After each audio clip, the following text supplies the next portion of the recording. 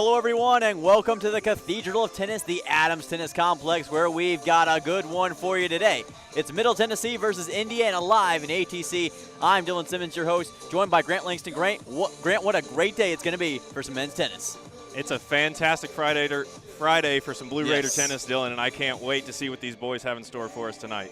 MTSU coming in with a 1-0 record, getting ready to try and defend that record and stay unbeaten against a good Indiana team. We'll find that out shortly, and we'll see just how good they are. But we're going to have some great interviews with the head coaches coming up very shortly. Going to be a fun matchup, Grant. I got to say, this one's going to be absolutely huge for MTSU, especially if they want to maintain their momentum.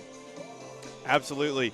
We're about to talk to Coach Jeremy Wertzman of the Indiana team, and they've got a 2-0 start on this young season, but our Blue Raiders looked strong last weekend as well, so I'm excited to get some insight from him and see what he thinks about the squad going into the match today. Yes, sir. It's certainly going to be a game to remember, one that we will not soon forget here in the Cathedral of Tennis, and we're going to get that interview for you shortly here in just a moment. Coach Jeremy Wertzman of the Indiana Hoosiers, and we will get that to you here in just a second. Coach, can you hear us? All right, well, thank you so much for coming on today. Coach, just got a couple questions here. First up with this, we've got this question. Now, you guys are off to a 2-0 start. How are you going to use what you learned from games 1 and 2 and have that translate into this game?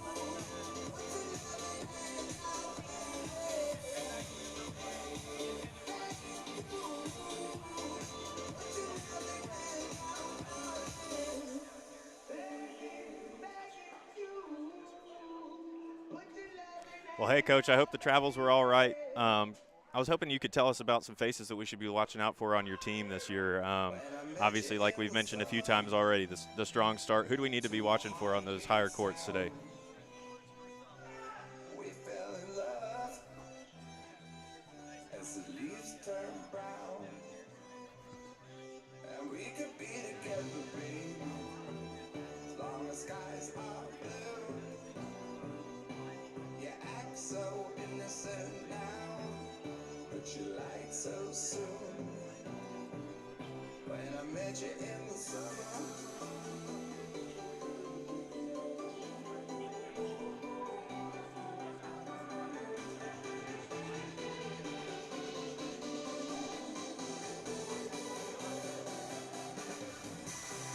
Well said, well said. And we're looking forward to seeing Sam Landau and some of those other players, as you mentioned. And now you guys have a lot of history with MTSU. You played them just last year in Bloomington. What is going to be the key today to defeating MTSU where you fell short last year?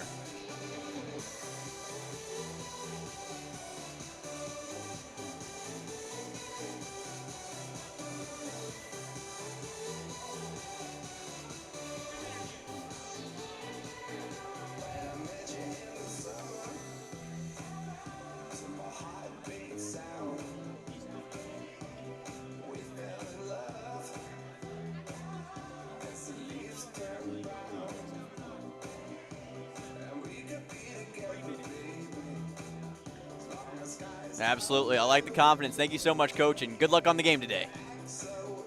All right, there's Coach Wertzman's words, and you can tell he and this IU team, Grant, they're fired up. They're ready for this one. Absolutely, Dylan. It's invigorating to hear some teams from a bigger conference excited to come down here to the Borough and play the Blue Raiders. Well, as we mentioned, Indiana coming into this game with a 2-0 record. Wins over Dayton and Toledo thus far. They're looking to capitalize on that. Last year in Bloomington didn't go the way they wanted. They ended up losing 4-0, got swept by this same MTSU team. So the question is, can they turn that around and can they turn that over, Grant? Seems like that they want and they think that they might have the pieces to put that together. Well, I think the match that we're definitely going to be watching out for, as our coach just alluded to here, is that Stein Slump versus Patrick Fletchall match on court 1. Yes. Two big serves. Stein had that battle with Barris last weekend, the ranked player, so definitely one to watch out for. MTSU and Indiana have played each other 6 times overall against each other. Now, Indiana has a 4-2 advantage against this Middle Tennessee team, but MTSU has won the last 2 matchups. So the question is, will history be rewritten, or will history continue in a straightforward path? That will be found out shortly. We're going to be getting an interview with Coach Callie of MTSU here momentarily. We'll get to hear his vantage point, but MTSU comes into this game with a 1-0 record, a big win over Michigan State last week here in the Cathedral of Tennis. However, despite the victory, they ended up dropping out of the ITA Top 25 to number 26 in the nation, and perhaps, Grant, that was due to the loss of the doubles point in that game. Absolutely. I believe it was Stein and Pavel, if I'm not mistaken, that Yes. won their doubles match, but they were the only one out of the 3 pairs that were able to steal a victory there. So I think a way that we could see this team improve today is to, in fact, win that doubles point going into the singles just to carry on that momentum from last week. For MTSU, the blueprint is simple. Keep doing what you've been doing overall as a team and keep doing what you did last year in order to maintain pace and defeat this Indiana team once again, but this time on your home turf with the choir of the Cathedral cheering you on. And now we've got Coach Kelly waiting on the sideline. Coach, thank you so much, and how are you doing today? Doing great, doing great. Well, thank you so much for the interview, and I can tell you guys are fired up about this one. Just got a couple questions we want to ask you here. So first up, you guys ended up dropping the doubles point against Michigan State last week, and Coach Borndame said it was a big point of emphasis to correct that going into this game. How are you guys going to look to do that?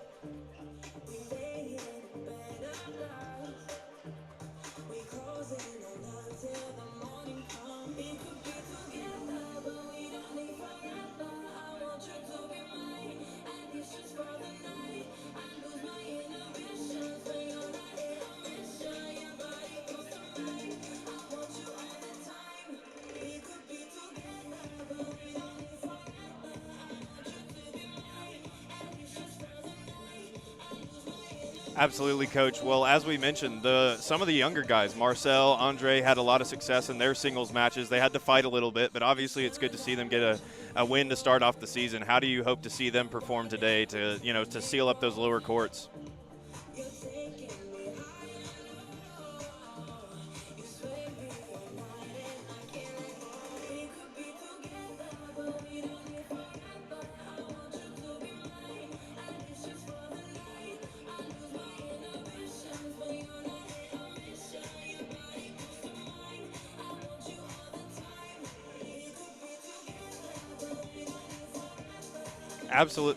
Absolutely, yeah. And we mentioned earlier that you faced this Indiana team last year, so how confident are you going into today's match?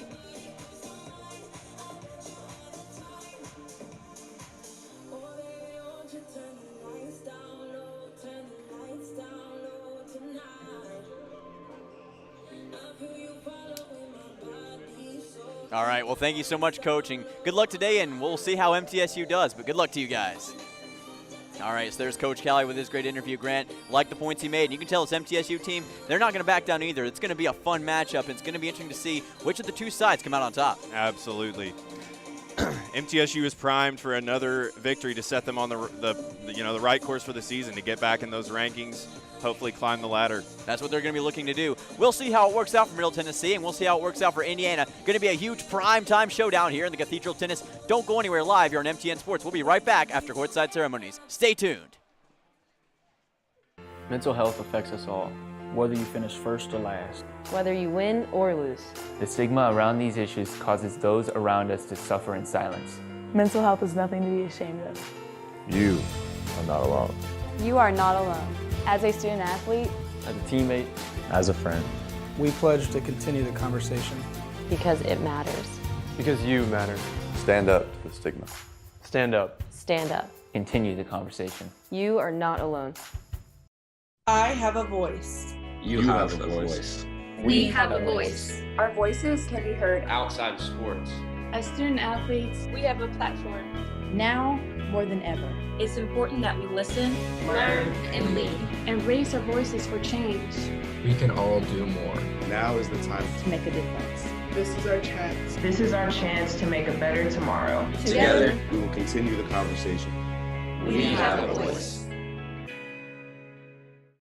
On June 23, 1972, Title IX was signed into law, and it reads, "No person in the United States shall, on the basis of sex, be excluded from participation in, be denied the benefits of, or be subjected to discrimination under any education program or activity, receiving federal financial assistance." Happy 50th anniversary, Title IX. Thank you for giving little girls like me and big kids like Conference USA student athletes the opportunity to dream big.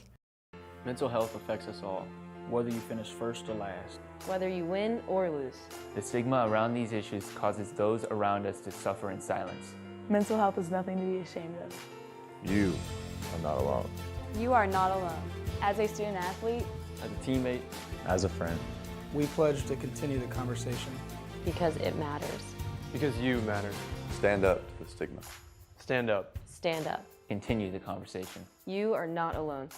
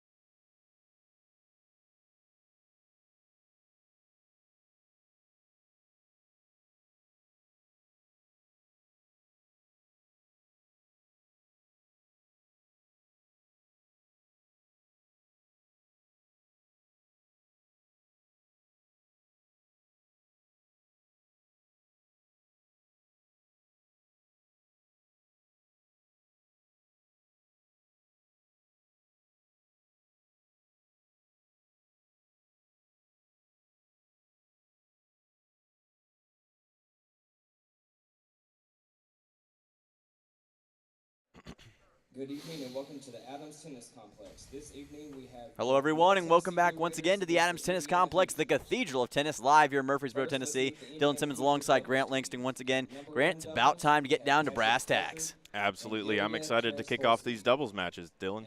Yeah, it's going to be a fun set of doubles matches, especially seeing how MTSU will counter. We've got an interesting matchup on court one especially, as we've got Francisco Rocha and OBP, Oscar Brostrom-Polson. They'll be taking on the team of Fletchel and Tirapolsky for the Indiana Hoosiers. On court two, we've got Stein, Slump, and Pavel Model, as they'll be taking on Boyer and Landaw for Indiana. And then on court three, it's going to be Marcel Kamrowski and Andre Horak taking on Kumar and Vinkovic for the Hoosiers. So, Grant, it's going to be interesting to see how these IU guys match up to MTSU, especially the freshmen. I'm really interested to see how they match up between Indiana and MTSU. There's always that unknown factor with these younger guys coming in. Absolutely, the nerve's always a big factor, Dylan. They played very well in singles individually last week, but obviously they couldn't put it together in doubles. So I'd love to see them take out the Hoosiers today. Well, as you can hear behind us, the choir and the MTSU men's tennis team are fired up. They're singing a hymn that can be heard a long ways away. It's going to be a fun night, especially as it always is here in the Cathedral of Tennis, and we'll get down to those matches very shortly. But, Grant, got to ask you one more time, what do you think is going to be the biggest factor that we're going to be needing to see from MTSU going into this one? I love the youth. I think it's those lower courts where we have Kamrowski, where Andre is playing. Obviously, if Soler gets to play tonight, those are going to be the keys to I feel good about Stein. I feel good about OBP on those top courts. I feel good about them taking those points. So it's going to be if they can hold those serves on the lower ones and capitalize on their opportunities. That's the key. Time will definitely tell the story that will be told here against MTSU and Indiana. We'll send you courtside momentarily to start these matchups. Again, Indiana comes into this matchup 2-0, while MTSU comes in 1-0. And there you see the tennis courts being prepared for these two teams. And we'll do battle momentarily. This is court number one, where we'll see Francisco Rocha and Oscar Brostrom-Polson take on Fletchel and Tirapolsky for Indiana. And as we mentioned before, Francisco and Oscar ended up losing their doubles point last week. A very good team that succeeded heavily, especially in October in Tulsa, Oklahoma, in the ITA All-American Championships. However, they lost against Michigan State, and that's going to be something that Coach Jimmy and they themselves have mentioned correcting is going to be huge for this one. No doubt, and Oscar definitely last week thrived on the energy that was in the building. A lot of fans here, very loud. Be interested to see if we can get this crowd elevated for these doubles matches to kind of boost the morale of these. And if MTSU needed any further motivation, as we mentioned earlier, ITA top 25 rankings no longer the case for MTSU. Came into the preseason ranked number 25 in the nation, but were dropped out even after a victory against Michigan State last week, potentially attributed to the doubles loss. So if you think MTSU has no motivation in this one, there's a lot of motivation for the Blue Raiders to come out and perform, come out swinging in this one. And it's going to be fun to see if that will take place.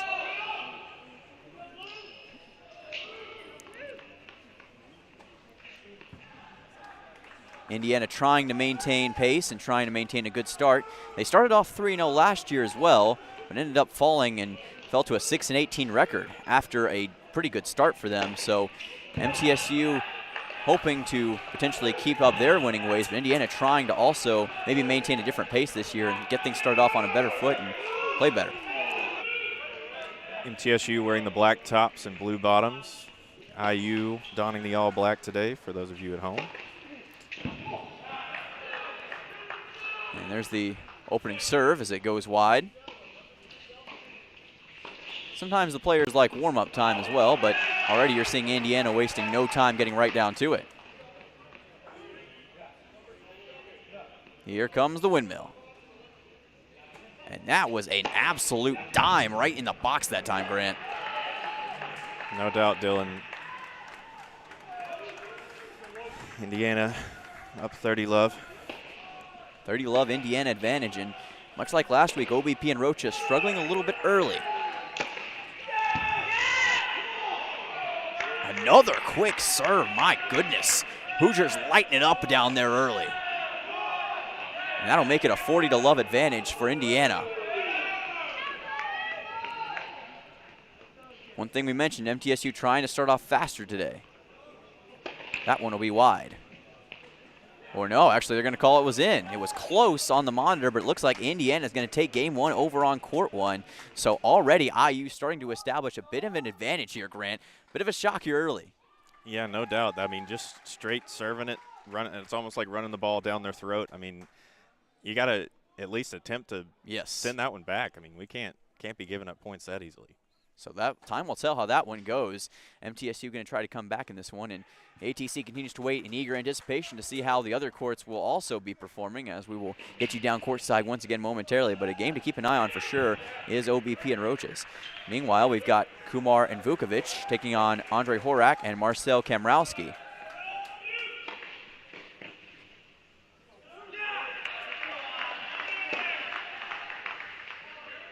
And that one will fall into the net. So Andre and Kamrowski having a little more success here early. But again, it's always about the long-range game.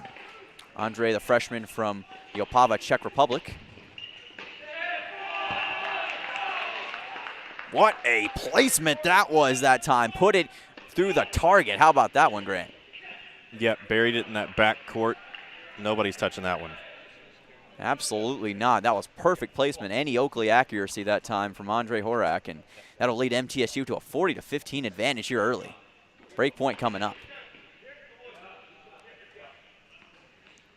And for Indiana, the one thing you don't want here is to let MTSU get up on you early. MTSU is especially good at front running. Don't want to fall behind.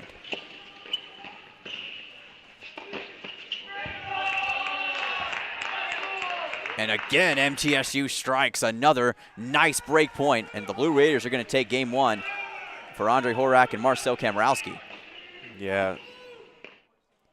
Sneaky shot there from Marcel across the court into the doubles alley. So a tale of two courts right now. MTSU having an advantage on court 3, however, dropping on court 1. We'll see how that goes, but we're going to take you to court 2 momentarily to see what's going on over there for MTSU and Indiana. And we'll get that for you in just a second here in the ATC, the Cathedral of Tennis. But again, as we mentioned before, a very crucial doubles point for MTSU, who's trying to amend what they couldn't accomplish last week against Michigan State. We'll see how that goes momentarily. No doubt. It looks like Marcel and Andre are off to a good start there. Not as much for OB and Cisco. Yes, yes. And, of course, Francisco Rocha and Oscar Brostrom-Polson, two incredible doubles players who have a lot of chemistry as a team, but struggled so far early this season. We'll see if they'll be able to fix that as the season goes forward. Obviously, it is very early, and we're actually going to go over court 1. We had some technical difficulties on court number 2, so back to court 1 we go. And it's going to be OBP and Rocha against Fletchel and Tiraspolsky for Indiana. And as you can see, OBP and Rocha starting to gain a little bit more of an advantage here. That one will fall just a little bit wide. Here comes the OBP strike. And it looks like they just snuck that one in. You saw Rocha kind of duck that time, Grant, but I think he was anticipating it was going to go outside the marker, and it just didn't. Yeah, Oscar looked like he wanted to poke at it too, but just couldn't make up their minds there, and kind of a case of, no, you have it. No, you have it. Communication is so key so much of the time here for MTSU. And we'll see how this deciding point goes momentarily with Oscar and Francisco waiting in the wings. And we'll have, for the first time ever, reporter Matt Hayden on the sideline momentarily to give us a report after this deciding point. Always hard work with him, and we're going to go to him now. Matt, what's the latest?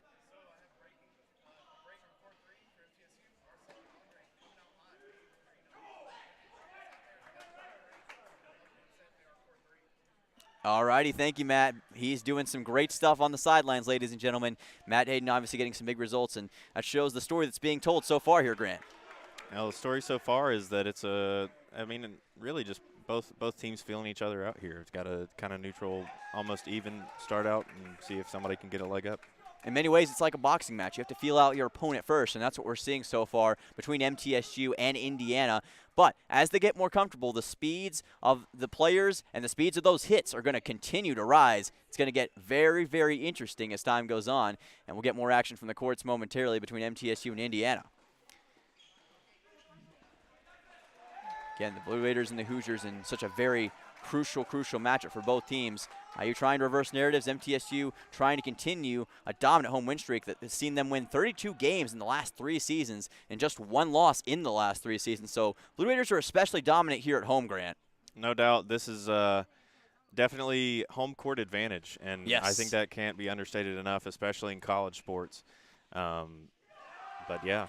Yes, the choir here at the Cathedral, always rowdy, always cheering for their Raiders. As you can hear behind us, they are just as into it. One of the most passionate fan bases you'll see in all of Middle Tennessee sports, and they're definitely behind their Blue Raiders, and we're going to see them continue to do that as the night goes on. We're going to be heading over to court number 1 momentarily, and we're back there now. And as you can see, a tie game, Francisco Rocha, and Oscar Brostrom-Polson up against Fletchel and Tiraspolsky. 1-1 tie, 30-15. OBP and Rocha with the advantage.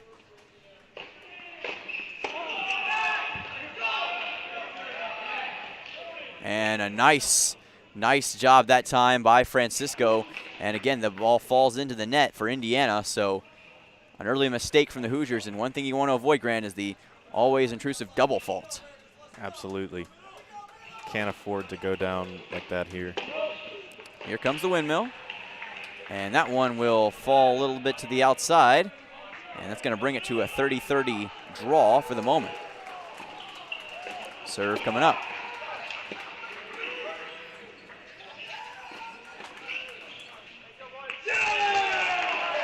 And that will fall outside. And look at the reaction from Francisco Rocha. This man is on fire right now.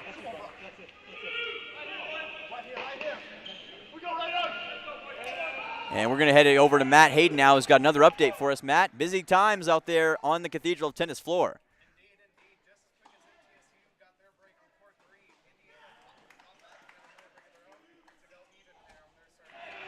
All right, thank you, Matt. Taking care of business as always, doing some great stuff for MTN. Meanwhile, back on the court now. And, oh, man, split the difference that time, did Indiana, and that's going to lead to another deuce situation. So far here, Grant, we're seeing these two teams matched very evenly. Very back and forth matchups. None of these pairings seem to really have a foothold on these courts at the moment. Patrick Fletchel, the Hoosiers' #1 this year. And looks like that's going to be a win for Indiana. So the Hoosiers going to make it 2-1 now. So they're finding their foothold here early, Grant. But there's still a lot of time for an experienced team like Francisco and OBP. They've been around the corner a few times. They know how to get things done. And it's going to be interesting to see how they adapt to this play style. Absolutely. A lot of those early matches or early games end up, becoming a mind game to you. It's how can you bounce back from dropping one early. So we'll see how they handle that going forward. Well, if you're talking about slugfest, MTSU definitely has experience in those types of matchups. They've been able to go with these marathon links before and pull out victories against teams like Auburn and Indiana in the past. So the question will be, can they do it again? Again, trying to repeat the success they had last year in Bloomington, but just because you won last year does not mean it won't exactly translate into this year. Time will tell if MTSU will be able to do that. We'll get more action for you momentarily. But as I was mentioning before, Patrick Fletchel, Indiana's #1 coming into this season, a guy who has an 18-15 record last year, and is a senior for this Indiana team. So he's got a lot of experience under the hood, lots of knowledge for the game of tennis. And now we're going to head over back to court 3 now, as Andre Horak and Kamrowski are taking on Kumar and Vukovic for Indiana. And Kumar and Vukovic have actually taken the lead, so a 2-1 advantage for the Hoosiers on that court. That one will fall into the net that time. So second serve to follow here momentarily.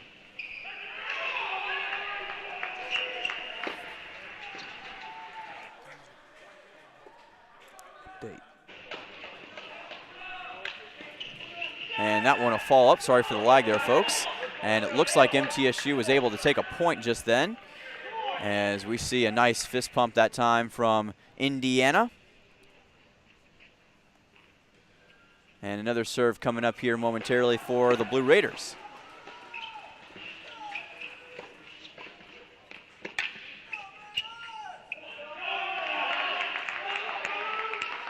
And that one will again fall inside. So IU again finding some interior. Remember, you get more space with these doubles matchups, so there's a little bit more leeway for these players to work with. Sometimes that can make all the difference in a game here, Grant. As we'll see another serve momentarily from MTSU. Serves up here. And that one will fall outside. And we're going to send it courtside once again to Matt Hayden. Matt, you've been all over the place. Another update for us.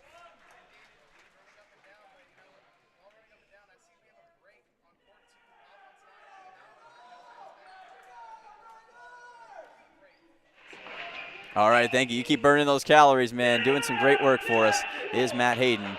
And as we see, IU getting another point, and Kumar and Vukovic are feeling it right now.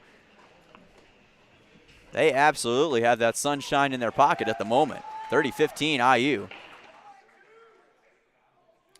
And we're going to switch courts here momentarily, but IU starting to get a little bit more of an advantage in a situation kind of like we saw last week. Maybe this Big Ten school coming in to the Cathedral of Tennis starting to surprise MTSU, Grant. Yeah, you saw Coach C kind of talking to those younger fellas there at the end of that. They're obviously on a break in their match right there, but just trying to probably talk them down.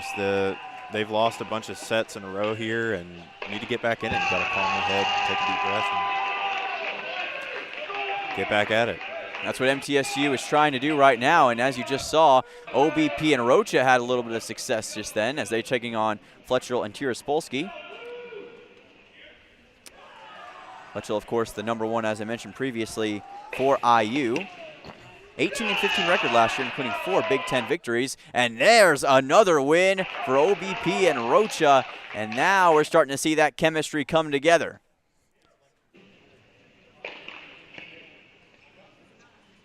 Put these two on the court, and they become like a dream team of Roger Federer and Nadal out there. Making magic happen once again.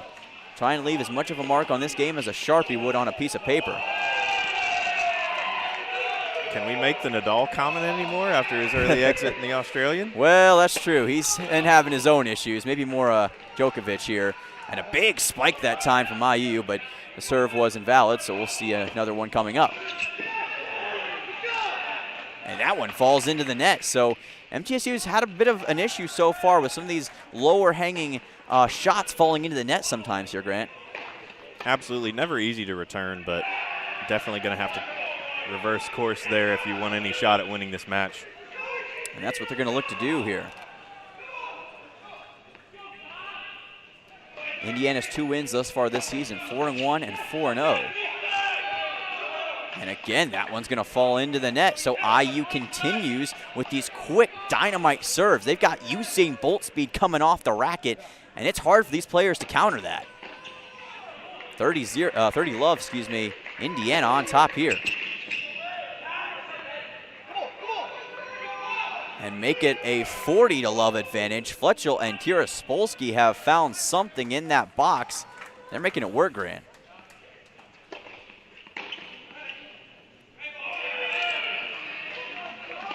Seems like the speed of these serves really making a huge advantage here for IU, as that one will fall into the net. And as a player, Grant, it's very hard to counter a tennis ball when it's coming at you with that much acceleration on it. No doubt, Dylan. I mean, you're playing defense. You're reacting, and that's never easy. Never is easy, Grant, as we see that ball fall aside. And MTSU continuing to have their struggles. And we're going to be going back to Matt Hayden, who's got another great update for us. Matt, what's the latest?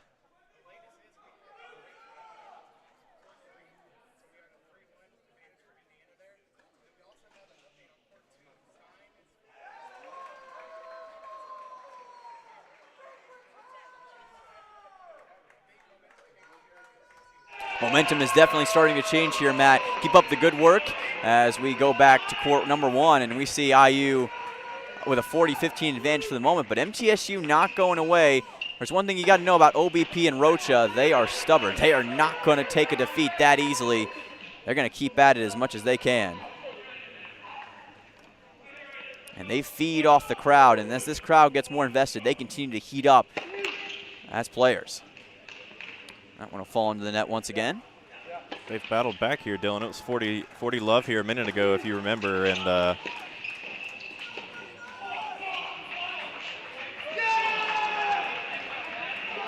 and they tried to scoop it up, but they couldn't get the ice cream out of the jar that time, and it leads to IU taking another point in this one, 3-2 Hoosiers.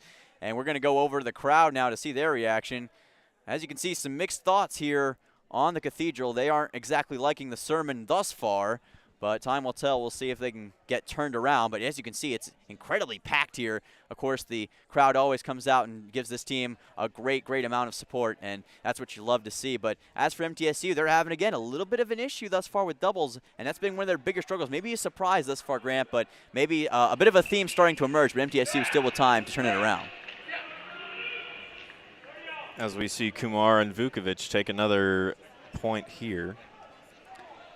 And as Matt reported on earlier, Indiana with a 3-1 advantage here against Horak and Kamrowski. Of course, Marcel Kamrowski recently named CUSA Athlete of the Month back in November. Very, very talented freshman, and trying to continue to show that as time goes on. Played in his first singles match just last week and won exceptionally, as that serve will fall once again into the net.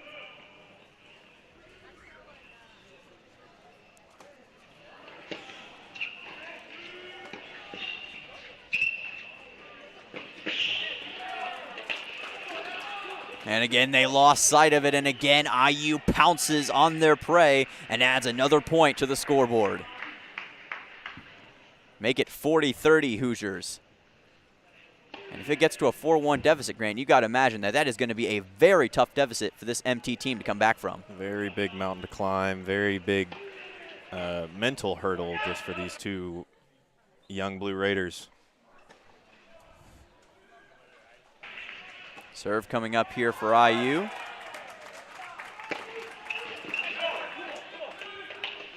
And that will fall outside, so IU is going to take yet another point, make it 4-1 Hoosiers on court 3. Horak and Kamrowski struggling mightily, and all of a sudden this Hoosiers team, who was swept 4-0 last year, is really starting to have a time here at the ATC. So, Grant, we're starting to see things are starting to get in motion for Indiana, getting that much-needed momentum. And sometimes all you need is just a little bit for it to carry over into the singles matches. And a big thing for MTSU is going to be not letting that get in their head. Absolutely. Obviously, we've lost some ground there on in this match that we're joining in on right here.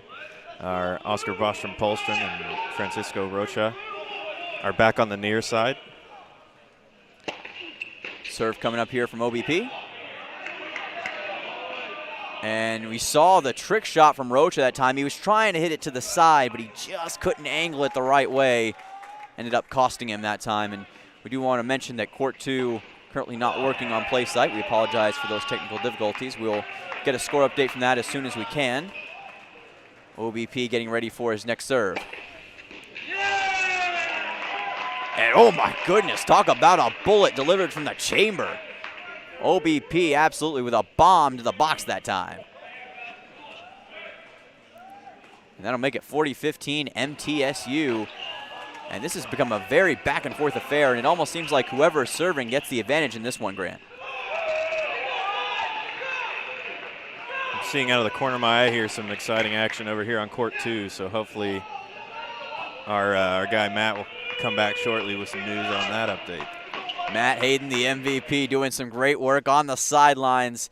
True MVP here, folks. Meanwhile, this game sits at 40-30 with Indiana trying to claw back and take a fourth game. And, of course, doubles, it's a 1-6 affair. So Indiana trying to close it out early, and a doubles point would be just what the doctor ordered. But it's not going to happen this time. Make it 3-3 as MTSU picks up a much-needed point. And if the Blue Raiders want to get this doubles point, this is a great way to start it off, as Fletcher and Tiraspolsky were tripped up that time. And that'll lead OBP and Rocha to tie things up. And this masterful doubles team looking to continue their work.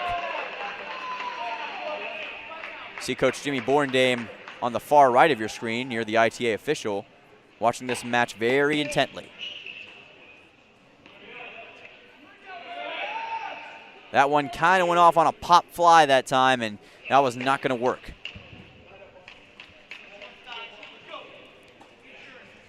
And Grant, we mentioned it a lot, but angles are so crucial when you're hitting the ball. Sometimes the right or wrong angle can make or break a rally.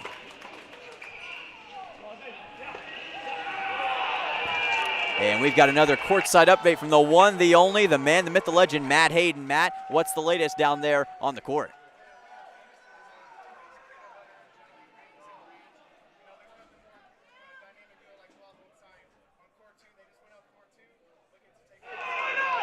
All right, thank you, Matt. As you mentioned, the dynamic duo of OBP and Rocha trying to keep things up, as well as Pavel Model-Stein-Slump, Marcel Kamrowski, and Andre Horak for MTSU. A lot of dynamic duos out there as this one falls into the box. And, man, OBP, he was on roller skates that time. As Avril Levine would say, he was a skater boy that time and kind of just lost his balance.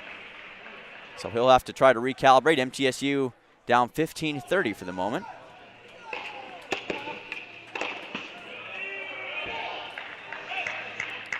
And there was no stopping that one. That one flew to the height of Mount Everest and was not going to be brought back down. I think it's still in the ceiling, actually, as we see MTSU now down 40-15. And as you mentioned before, Grant, it seems like whoever serves seems to get the advantage in this one. No doubt. I mean, you have to win those points. That's why breaks are such a huge part of the game and are so costly if they are to happen. Man, another mistake that time from OBP, and that's going to make it 4-3 Indiana. So this game is going to be back and forth, and this is going to come down to the last one. I would not be surprised if we see a tiebreaker in this one. It's going to be about who can outlast the other and who blinks first. Absolutely, and another point would be if we do see that tiebreaker round and see how long those goes, if that affects any of the singles, any of those guys' endurance later on tonight. That is true. You don't want it to go too far. Meanwhile, we go back to court 3, and boy, talk about a lopsided one. Indiana up 5-1, and Horak and Kamrowski are in deep trouble right now, trying to claw their way out of the hole. These two young freshmen have a lot of pressure on them right now. We can talk about all the legends who have played for the MTSU men's tennis team. You can imagine the weight that puts on these players' shoulders. As the serve will be coming up here from IU. Looks like that one was just inside the line, and a nice shot that time. I believe that was Horak, and he's going to make it 15-all MTSU. Beautiful one, perfect placement right in the back of the box. Actually, no, they're going to call it out, so 30 love instead. Close call on that one. IU gets the point. And it looks like IU may potentially get another point, as that one was a little bit wide that time. And this is going to lead IU to potentially get a doubles match win early, and will put MTSU in a deep, deep amount of trouble. Crucial one. And that's going to do it. So Indiana is going to take a doubles match victory with a 6-1 shellacking of Horak and Kamrowski. And we'll have to see if they can get redemption later on. But meanwhile, Matt Hayden has another big update for us. Matt, what's the latest?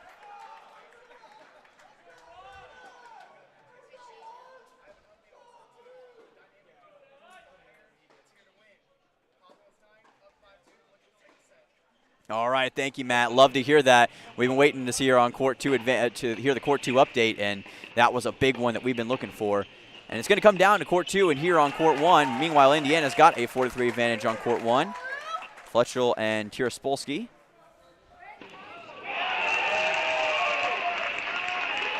Here comes the serve and the headband of doom out for Francisco Rocha. Beware all who try to stare directly at it. And that one fell outside, and I think Francisco and OBP caught it immediately. And as a player, it's good to have that kind of recognition, Grant. Absolutely. No VAR here at the Adams Tennis Complex. So sometimes all you can do is rely on your own instinct when you're a tennis player.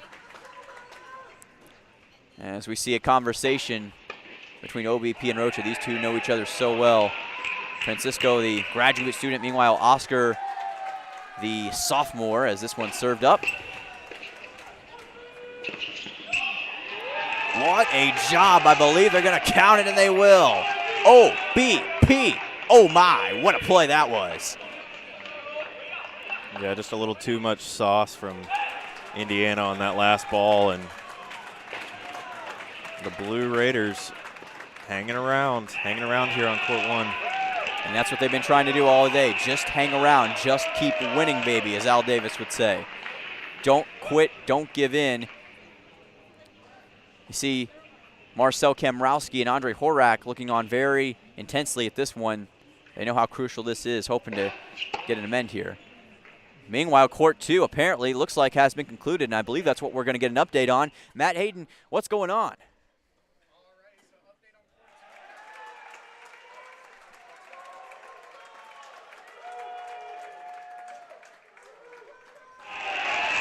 All right, thank you, Matt. Taking care of business is MTSU on court number 2. And meanwhile, MTSU is going to continue to add to their advantage with a 4-4 tie here with OBP and Francisco Rocha. And that means, Grant, that it all comes down to this. All the marbles are definitely on the line here. MTSU, sorry about that. No doubt. So you tuned in to that last point there. You see Ozzy jumping up and down, feeding off this energy of the crowd.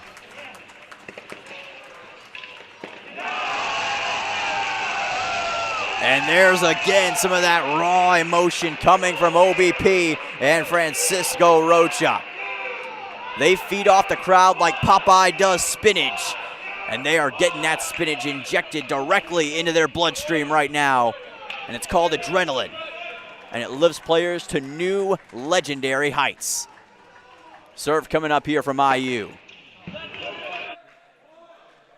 That one's going to stick right in the box once again. Beautiful shot right on the bullseye for the Hoosiers. Got to hand it to this double team of Fletchel and Tiraspolsky. They have absolutely come to play today. Taking it to one of the best doubles teams in the nation. And they're going to do it again. What a serve that these two guys have in their back pocket, Grant. No doubt. I can't tell if Ozzy just isn't getting a good read on the ball or what, but they seem to have let a few of those shoot past that back line.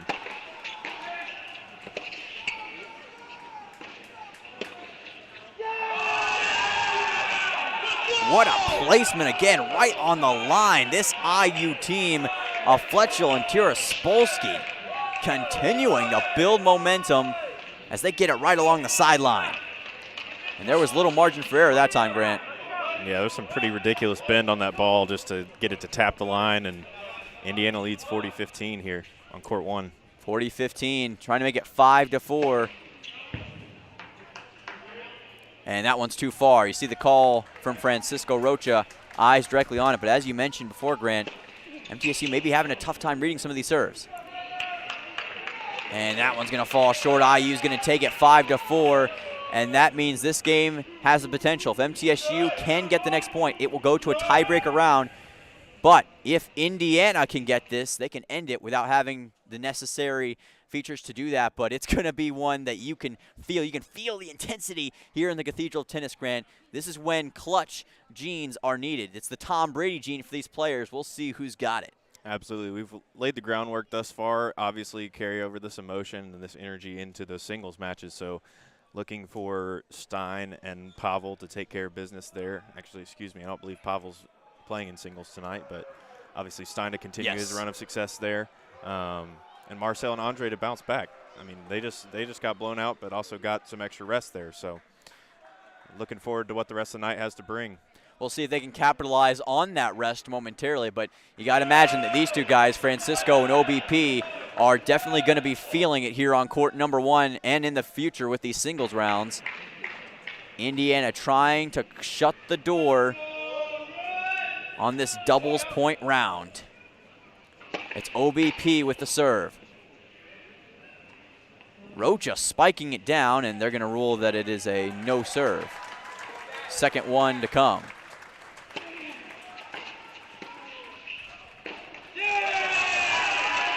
And count it for MTSU right into the net, and the crowd explodes once again. And again, it's hard for either of these teams to counter the serves of their opponents. Right now, MTSU's got the hot hand. And we'll see if they can keep that up.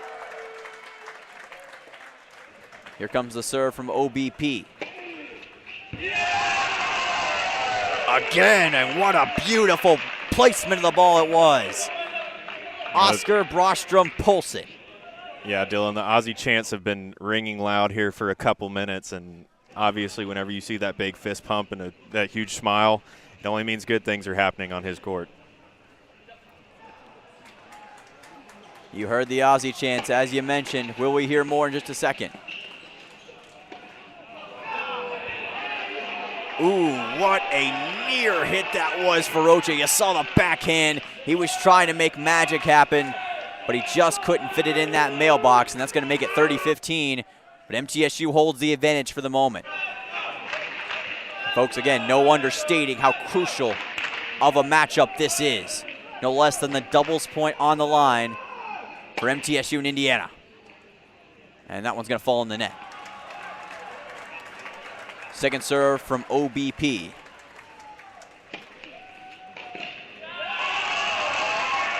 And there you go. There's the little finger wag, and he's feeling it again, is OBP. He is starting to show that clutch gene in his veins. He makes it 40-15, and now he's got one more point necessary to make it a 5-5, which would result in a tiebreaker round. Hang on to your seatbelts, folks. And that's going to do it. Fist pumping from both sides. OBP, Rocha. They're going to make it a 5-5 tiebreaker round, and things just heated up inside the Cathedral. Grant, this is going to be a fun tiebreaker round here. Absolutely. Oscar Brostrom-Prolson just absolutely taking over court one right now. And as far as I know, neither of these teams have won consecutive games in this round. So who knows how long this could potentially take between these two.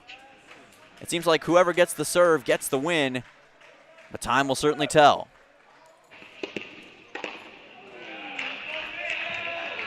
And that one gets spiked hard. Indiana's going to take the first point on that one as Fletchel just absolutely pounded it into the turf.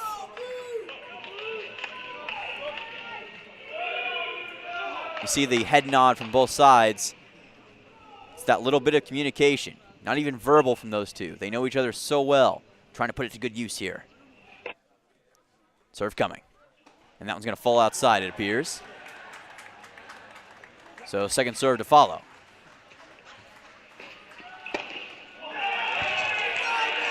And that one's too far out. So Indiana's going to make it 30-love as Rocha, you kind of saw him swinging that. He realized he put it too far out, Grant. Absolutely. Just sent that one a little too much. Rocha's just got to calm down here. He's missed a few shots up there close by the net. Little too much sauce on that one. Gonna have to try to tone it back down just a little bit. Serve coming.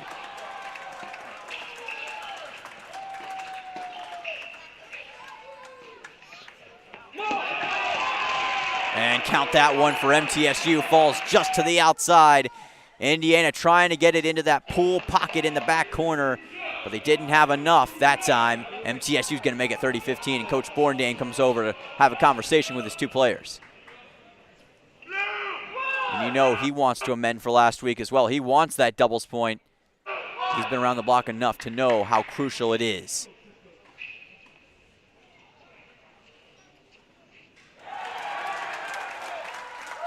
Serve coming here for IU.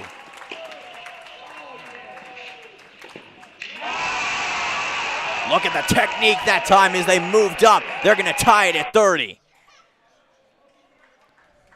And I believe that was the result of that conversation with Coach Borndane, Grant. I think he told the players, move up. You got an opportunity to strike here. Absolutely. Got to keep your head on straight.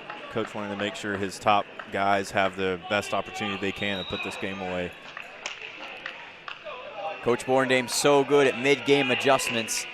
He's made some brilliant ones before, and that was another shining example of that. If you find something, let your players know. And that's exactly what Coach Borndane did, and now we got a tie game.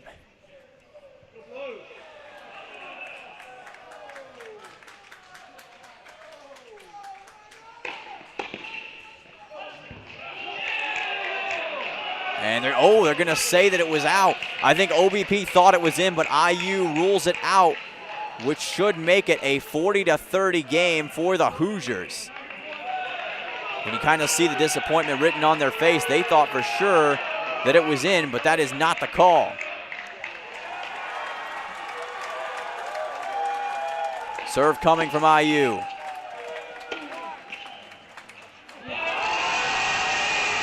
And they're putting it in. OBP jumping up and down. He's fired up again.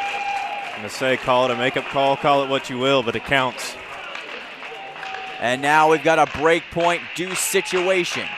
Whoever gets this gets a 6-5 lead. It won't be the game, but it will be a huge step towards it.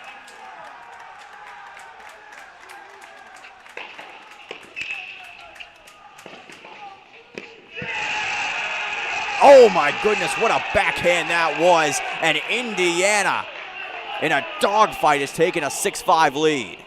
And I don't think there was anything that OBP and Rocha could have done about that one. Whew. Catch your breath, folks. This one has been absolutely crazy. It's like a roller coaster, up and down for both these teams. And now, Grant, MTSU is going to have to battle back from behind. Absolutely, Dylan. I'm about to jump out of my seat. Yeah, that backhand on that last shot, not really any way you can touch it. But like I said, you got to regroup. You get another game here. You got to even it back up. Certainly a lot of drama here, drama that could rival Hamlet between these two teams. Only one, however, can take the doubles point. We will see momentarily who that will be, but certainly one that you're going to watch. And if you're just joining us here on the MTN Sports YouTube channel or CUSA.TV, you've missed quite a doubles round, but you're going to get to be able to stick around for a fantastic finish, what's sure to be a photo finish between MTSU and Indiana as they grapple for the all-important first point of the matchup here, which we will see momentarily between Francisco Rocha and Oscar Bostrom-Polson and the Indiana Hoosiers. We'll get that down to you momentarily on court number 1. But as you can hear behind me, the Cathedral is fired up, the choir is feeling it, and they want to see what's going to happen next. And we'll be heading to court 1 momentarily to get that action for you in just a moment, and here we are. You are looking live, as Brent Musburger would say, at two fantastic teams of tennis. Headband of doom out. Here's Rocha.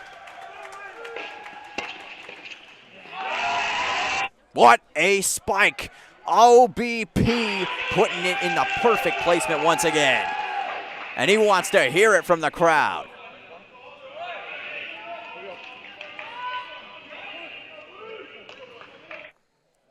MTSU is going to take a 15-0 lead here for the moment. Indiana trying to crawl their way back. Serve coming from Rocha.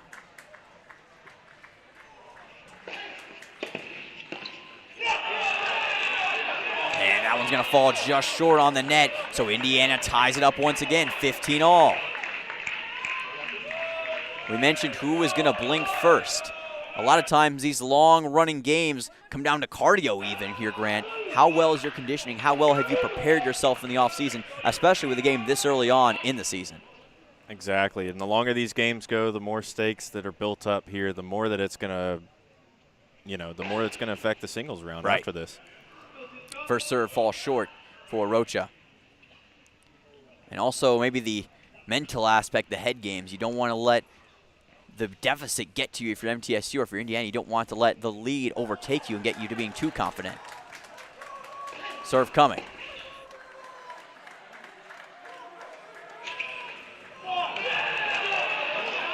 And it looks like IU's going to take it once again, 30-15 now. Fletchel and Tiraspolsky building up some momentum. And we've got Matt Hayden here for a quick update. Matt, what's the latest down there?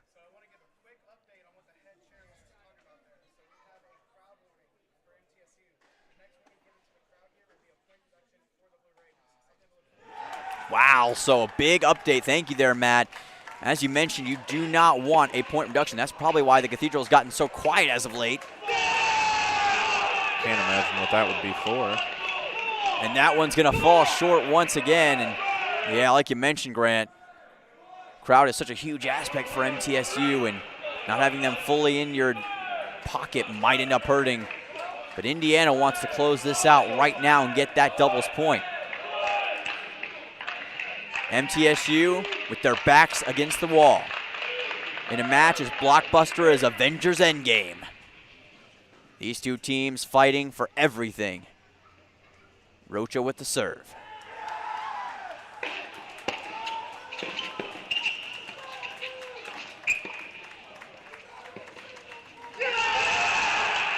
That'll do it. Indiana takes the doubles point in a fantastic doubles round. One to be remembered here at the Cathedral of Tennis, but Indiana gets the early advantage, Grant, and now the dynamic of this game completely shifts in the Hoosiers' favor. Absolutely. Going up 1-0 into singles is a huge advantage, huge mental advantage. Definitely looking to see how MT can bounce back, but like we said, they did it last week. Yes. MTSU, of course, dropped the doubles point as well against Michigan State last week. Came back to win 6-1. Time will tell if that will be the same case. We'll get the singles action coming to you live here from the Cathedral of Tennis in just a moment. Stay tuned here on the MTN Sports YouTube channel and CUSA.TV. Do not go anywhere. We'll be back.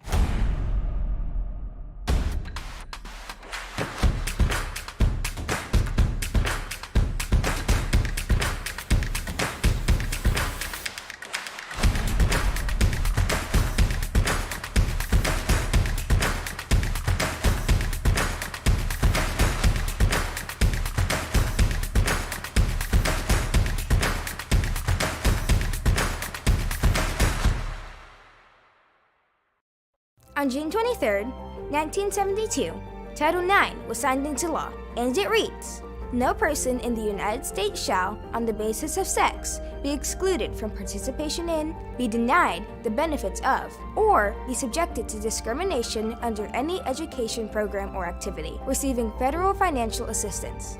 Happy 50th anniversary, Title IX. Thank you for giving little girls like me and big kids like Conference USA student athletes the opportunity to dream big. Mental health affects us all, whether you finish first or last. Whether you win or lose. The stigma around these issues causes those around us to suffer in silence. Mental health is nothing to be ashamed of. You are not alone. You are not alone.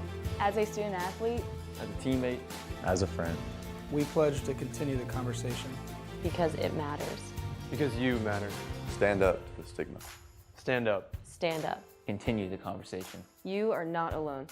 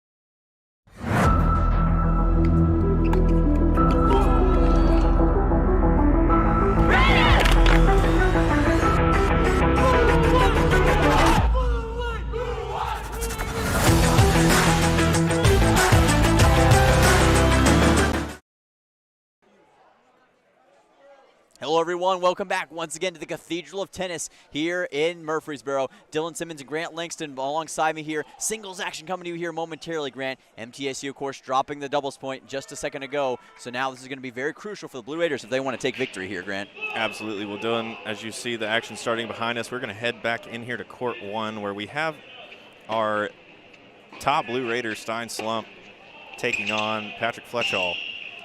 Yes, Patrick Fletchall for IU.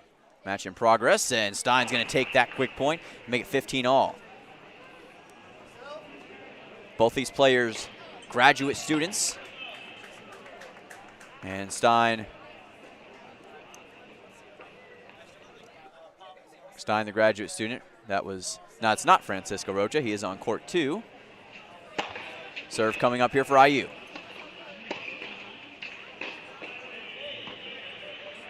And that one close. Looks like it falls outside. That's the ruling from Fletchall, and that's what they're going to get. So IU's going to make it 30-15 here.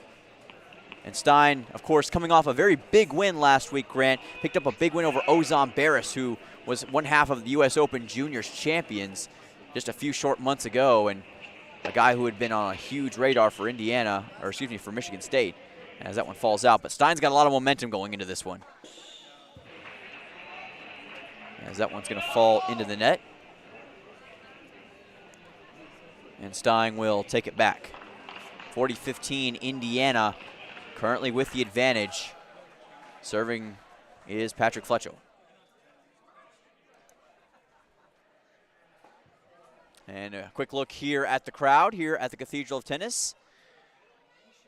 As you can see there, they've really packed out. It's Greek night here in the Cathedral of Tennis, so a big night here for MTSU tennis supporters. Lots of big things, cool giveaways going on. Always drawing a big crowd is the Cathedral. Lots of people wanting to see what's going to happen with their Blue Raiders. One of the most well-supported programs in MTSU sports, and there's a reason for that because these guys go out and put on a show. We're going to go over to court 2 now, where Francisco Rocha has already taken a 1-0 lead here. And that's big, especially for Rocha, since he and OBP had a really close doubles point for just joining us last time, but ended up losing in a tiebreaker round against Indiana. So this is a big one for them to build up his confidence once again here, Grant.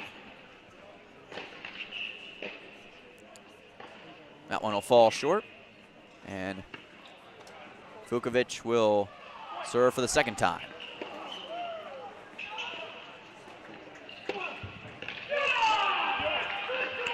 Oh my goodness, you can't do it any better than that. Francisco Rocha with a dynamite hit. And that was a beautiful technique that time, Grant. Yeah, an absolute screaming shot right over the net that time from Rocha. As sweet as the reward of a Diet Dr. Pepper was that hit from Francisco Rocha. And now we're going to see Indiana with Vukovic have to try to recalibrate this. Serve coming from Vukovic.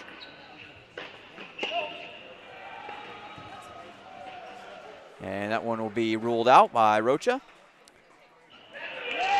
Second serve to follow.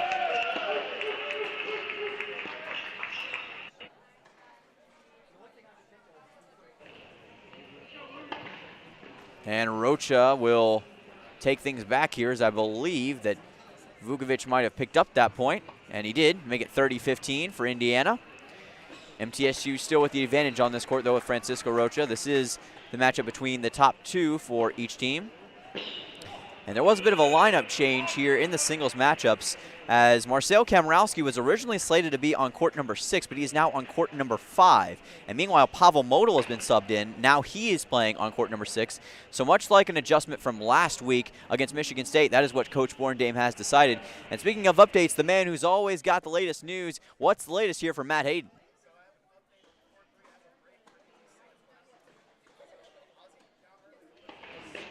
All right, thank you very much, Mr. Hayden.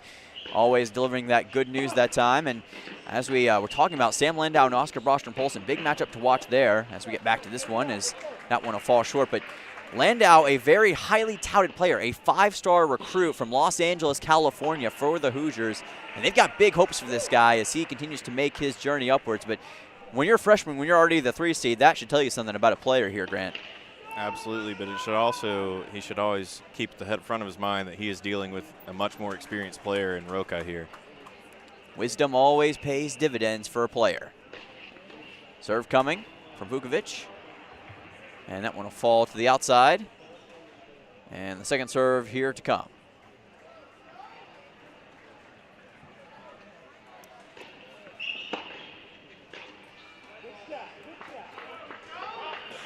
And another nice hit. Francisco Rocha picking up another crucial point. That'll make it 40-30 as he looks to take a 2-0 advantage in this one. Second serve coming up for Indiana with a 40-30 deficit to try to call back from for Vukovic.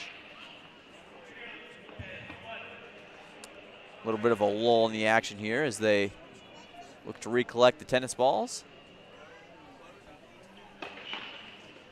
Sun has set here in Murfreesboro, and it is pitch black outside. But inside, the lights are as bright as the sun for these players. You can feel the star power tonight.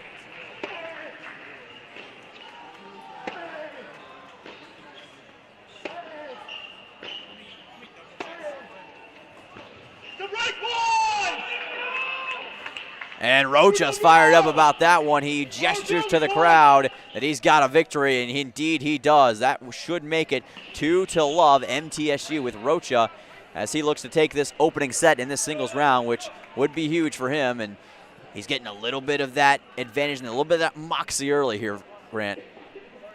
Yeah, I think Rocha might be trying to steal our jobs a little bit. The first thing he screamed right after that point was, that was the break point. And indeed, you're right, Francisco. You have a 2-0 lead at the moment. Yes, he got the break point that time. Rocha's starting to feel it, as are other players here at MTSU. We'll head to other courts momentarily for more courtside action. But MTSU trying to redeem themselves here in this singles round where they failed in the doubles round. MTSU might have struggled a little bit early, but they're going to look to bounce back against this IU team. But this Hoosiers team, they've got a lot of talent as well. They're not a team to be taken lightly, Grant. So time will tell if the Hoosiers can bounce back in this one. We'll be heading courtside in just a second to get the latest. And, you know, we talk about Indiana's opponents. They played Dayton and Toledo so far, but nobody quite on the level of MTSU with respect to those colleges. Yeah. A different kind of challenge, and it's really a great way to gauge just how good this Hoosiers team is as they get ready to go back to Bloomington in a few days.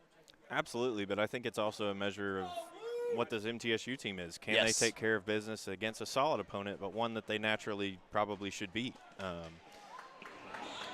And that will be told momentarily as we go back to court number one. Stein, Slump, and Fletchel already in progress. 1-1 tie and 30-all tie in the third game.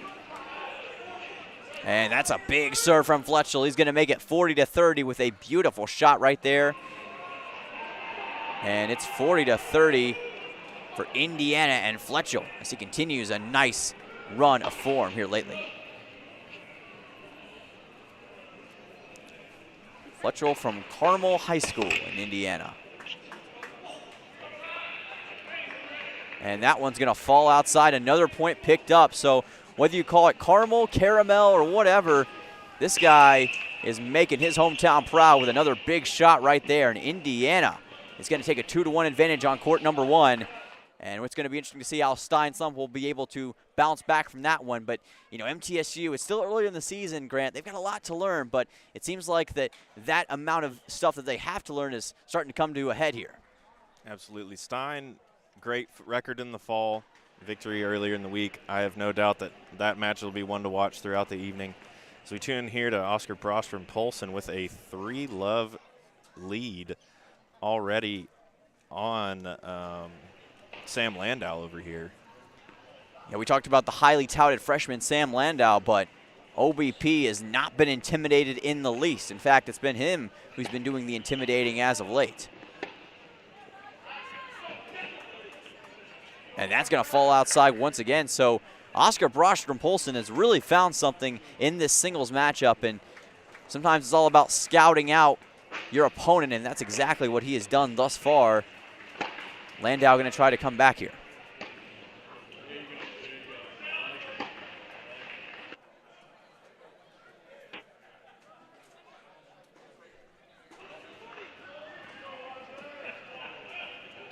And that one's going to fall to the outside, and looks Looks like Rostrom Bolson will wipe the sweat off of his brow. And we talked about earlier how the doubles match that he had with Francisco Rocha could come back to be a huge factor, but it doesn't seem like it's affecting him much here so far, Grant. No, it's very interesting. Both of those players seem to struggle at the beginning of their double and throughout that entire doubles round, but they've come out storming out of the gates here in singles. Yeah, storming is a perfect way to describe it. They have absolutely come out swinging in the singles round, which is something we mentioned earlier. Coming out with a purpose early in this one was going to be key for MTSU.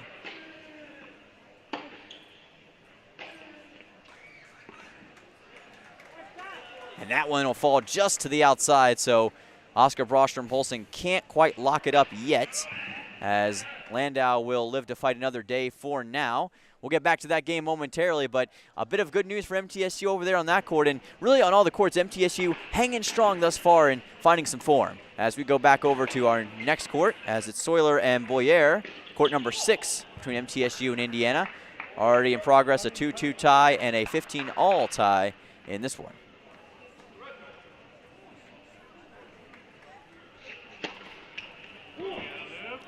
And actually that is, as that ball will fall to the outside.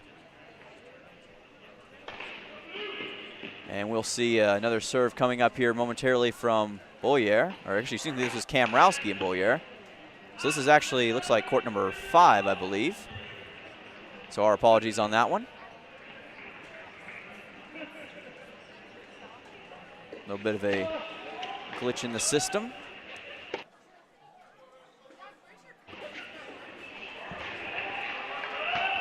And that one will fall well to the outside. So Boyer with a little bit of disappointment that time, but Marcel Kamrowski, the fantastic freshman, making some waves here early on. Truly the captain of a ship. And he'll put that one back for Boyer.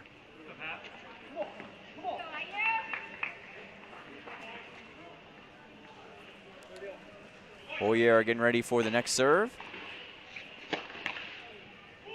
Here's the windmill. And that one will fall into the net once again. 30-all tie in this one. And Grant, you talked about it before the game, how crucial it was going to be for the freshmen to show out here tonight. No doubt, and Marcel takes that point. So this similar kind of thing happened with Kamrowski last week against Michigan State. He had a very back-and-forth match the entire time, so this doesn't shock me in the slightest. Let's see if he can put away this game right here. Looking to do that right here. And he's going to get that one that time. Did Boyer. What a beautiful serve. Again, ball placement so crucial when you're playing this game, and that's exactly what he just did to make it a deuce situation. Next point gets the match. Makes it 3-2.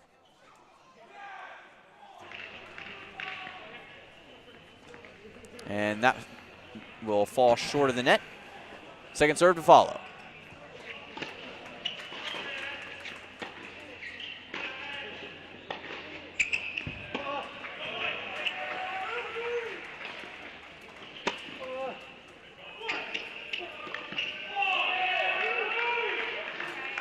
Marcel Kamrowski picking him up, putting him down, and adding another point to his total to make it 3-2 over on court 5. And the fantastic freshman making it happen once again, Grant. And that's a big win for him as he looks to build up his confidence and build up a following here at MTSU. But I think the Cathedral of Tennis and the choir really starting to take to him well. Absolutely. No, I think definitely the Blue Raider fans are going to get used to hearing Marcel around this building. As we've tuned back into court 1 here, Stein Slump trails Fletchall 3-1. The Hoosiers #1, Patrick Fletchall, the man who, again, had an 18-15 record last year.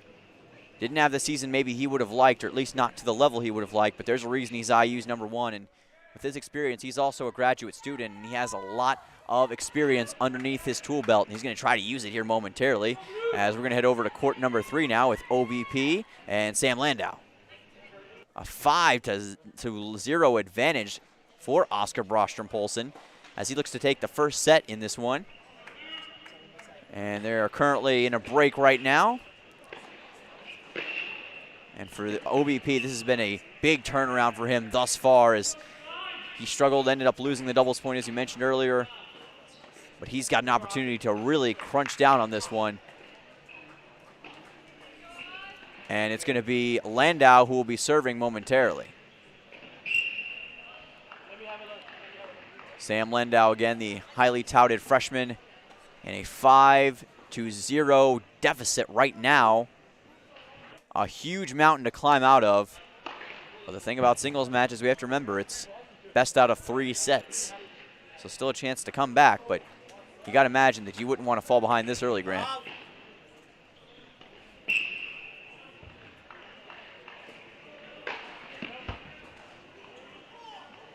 Might want to fall to the outside.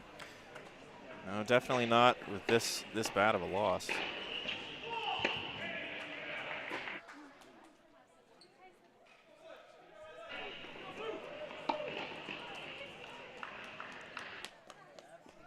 And we'll get the ruling on that one in just a second.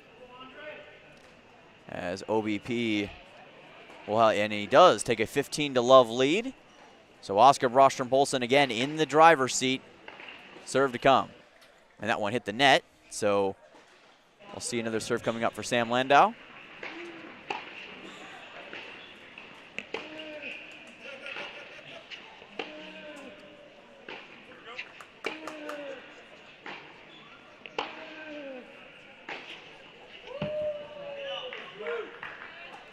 Man, a big-time shot from Sam Landau as he absolutely outlasted Oscar Brostrom-Poulsen. What a beautiful rally that was between two expert athletes, Grant. Yeah, Landau needed that badly. Definitely did. A rally that was as long as a Duck Dynasty beard. We'll see if more are here to follow as that one goes into the net. And another serve coming up here for Sam Landau.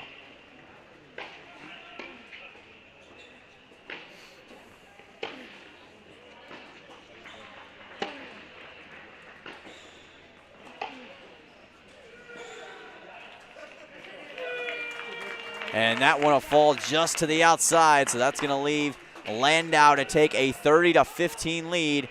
And OBP is going to have to try to get his bearings once again, but Landau's maybe starting to find something here late and just in the nick of time, too, down 5-0.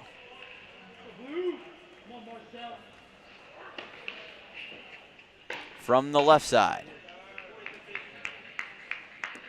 And he's going to get another point, it appears. So Oscar Brostrom-Poulsen gets tripped up. And that's going to leave it to make it 40-15. Sam Landau on top. And that means he can get his first point of this singles matchup if he can score right here. But Grant, as you mentioned before, you can't count out OBP all that easily. That one will go into the net. No, as you see there, Landau has had a little bit of issue with his serves tonight, so definitely not over for Brostrom-Poulsen. And he ruled it went back too far, so that's going to be a double fault and a free point for Oscar Brostrom-Poulsen. OBP catches a break, now has an opportunity to strike. Sam Landau going to have to try and avoid those costly errors, especially in this desperate of a situation. Break point 2.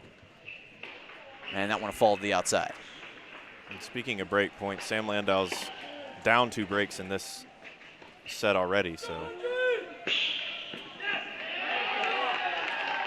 Nonchalantly, how about it? OBP. And you want to talk about a spin cycle. That was like a merry-go-round as he just put it right near the net, and that's exactly how you do it. Beautiful stuff there, Grant. That's going to lead it to deuce. So the next point will take this game, and potentially a set could be won for OBP if he can take this one home. Seeing there that Landau has lost both of his break points thus far. And he got it. OBP comes back from a 40-15 deficit, and he takes the first set with a 6-0 sweep of the 5-star man, Sam Landau. And OBP making a mark like a Sharpie pen out here right now. And that's exactly the kind of momentum that MTSU needed early here, Grant. Absolutely. Going up like that early is huge as we tune back in here to Stein Slump, as he is continuing to struggle against Patrick Fletchall, down 4-1 now. Yeah, Stein Slump has had a lot of issues here early against Fletchall. A guy who's really looking to make a name for himself against one of the very best singles players that you can find around in Stein Slump. Double S trying to make something happen here. So we'll be checking in with that game here as well in a few minutes, but we're going to go to court 5 now as Marcel Kamrowski with a 5-2 advantage against Boyer of Indiana. That is Luke Boyer, the freshman, coming out of Santiago, Chile. But Kamrowski with an opportunity to land his second singles victory of his career here at MTSU with a first set win here to add to that case.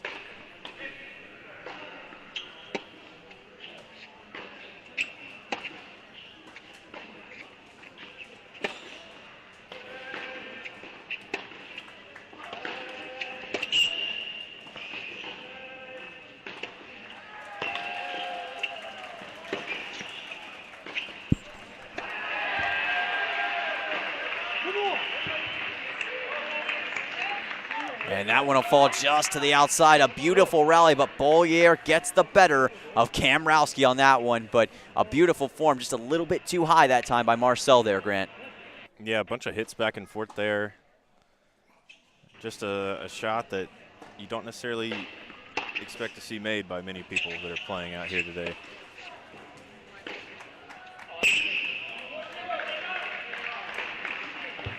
What a beautiful play. Marcel makes up for it just right off the bat to make it 15-all right on the line. That's exactly where you want to put it. Yeah, stealing one right back there. Although Marcel does not appear to be having much trouble, all told, being at 5-2. That one will fall behind the box, and a second serve will be following here for Marcel Kamrowski. From the left side now. Sometimes which side you serve on, as I can see from personal experience from a tennis player, that can make all the difference on how you're hitting it as well, as Marcel hits it. And that one will fall to the outside. So I believe Marcel will take another point there, and he will. Marcel Kamrowski makes it 40-15, and that's going to mean that this is an opportunity for Marcel to close this one out. That one will fall wide. Second serve coming. Here's the windmill.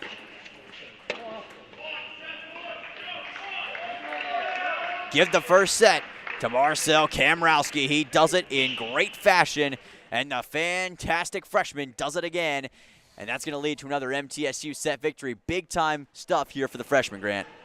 Absolutely. I love seeing Marcel having success here. Meanwhile, we're back over on court number 1 now as Fletchall and Slump still going at it. A 4-2 lead for Fletchall against Stein Slump.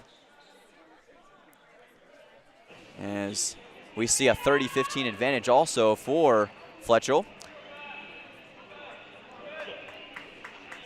We'll be following the latest with this as time goes on, but we've got another update from the man, the myth, the legend, the guy who's doing it all tonight, Matt Hayden. What's the latest from the sideline?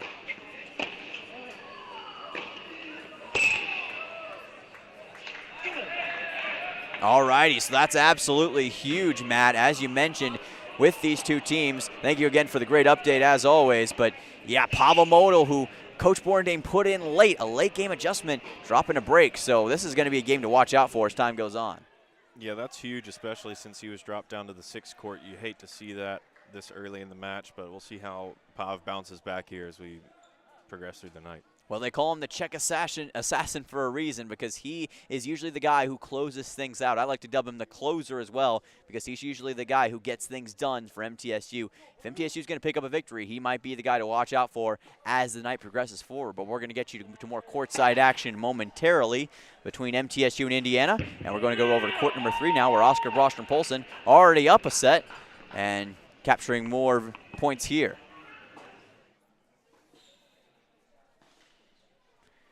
And we'll get back with that match here again in just a second. But as we mentioned, OBP having a lot of success. Now we're going to go back over to court number 1 with Stein Slump, who is currently facing a 5-2 deficit up against Fletchel. Stein is serving right now currently, trying to claw his way back on the break point.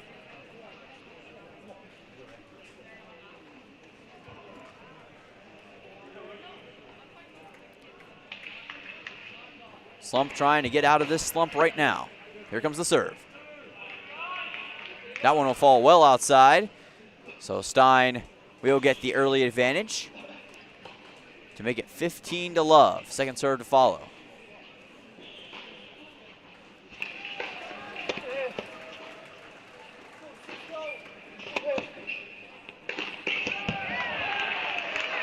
Oh, you're talking about putting it on a dime. That's called putting it on a penny.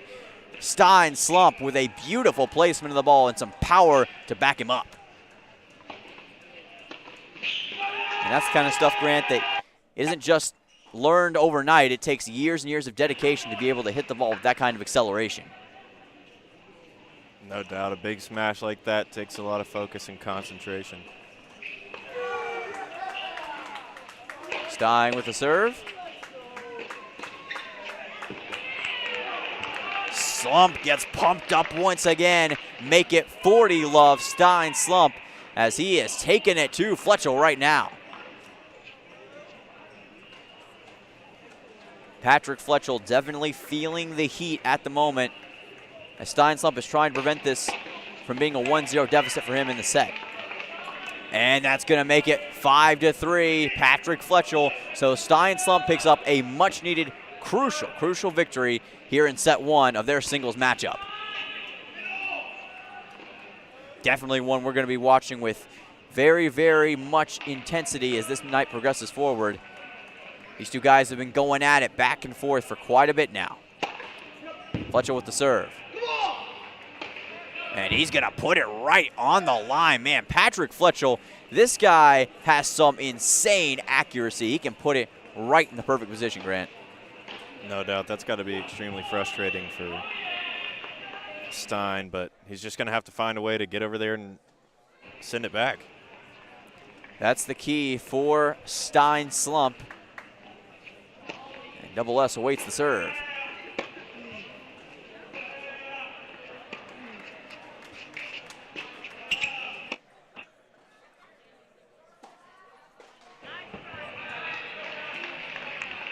And again, it's going to be Patrick Fletchel picking up yet another point.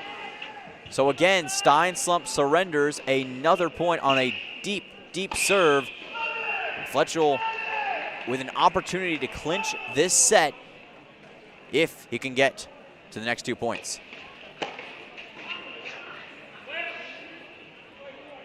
And that serve will be ruled too far outside the box. So Fletchel will get ready for the second serve.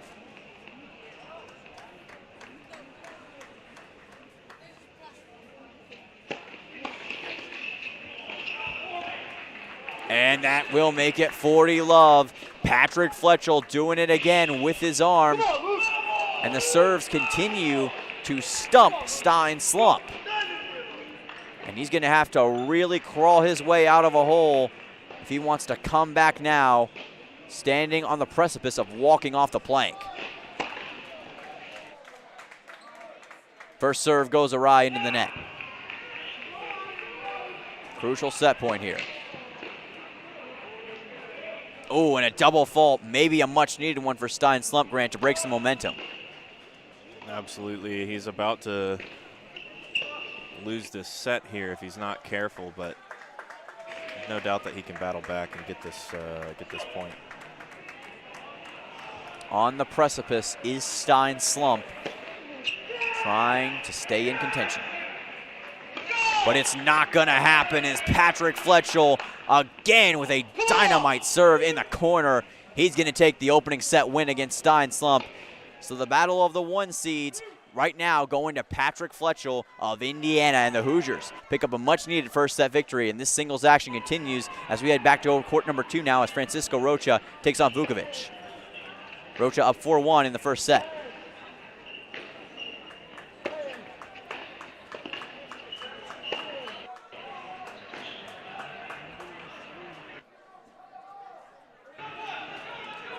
And that one will fall short.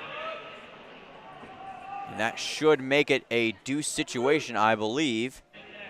We'll await the official ruling here in just a moment.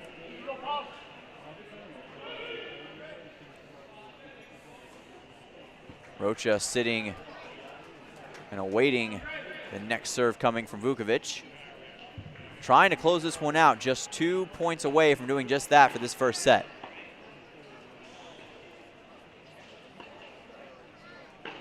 Serve coming from Vukovic. And that one will fall just to the outside, so Vukovic will make it 4-2, I do believe. And that's a much needed point for him. We'll get the latest on that score in just a second, but we've got another update from the man himself, Matt Hayden. How are things looking down the court side?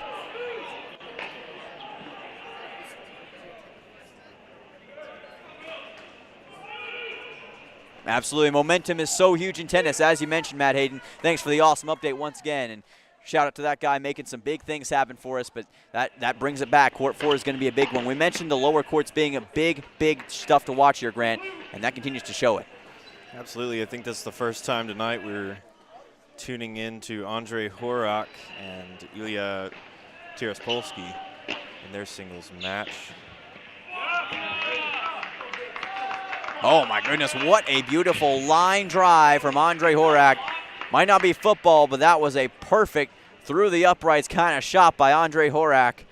And he's going to make it 30-love. Again, if you're just joining us, Indiana holds a 1-0 advantage overall in this game as they picked up the doubles point earlier in dramatic fashion as Horak gets ready for the serve. Boy, you talk about a bullet. There was hardly anything that could have been done about that one, but it was outside the box, so second serve to follow.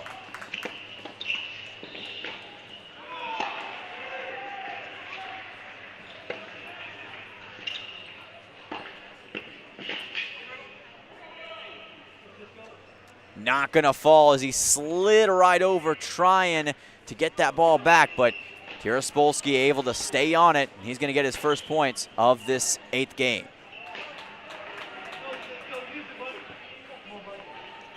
Andre Horak, a guy who showed a lot of promise thus far for MTSU, Grant, trying to net his first ever singles victory. Yeah, he fell just short against Michigan State last weekend, but he has come out strong here as well against one of the top players on this IU squad, so that is certainly very reassuring.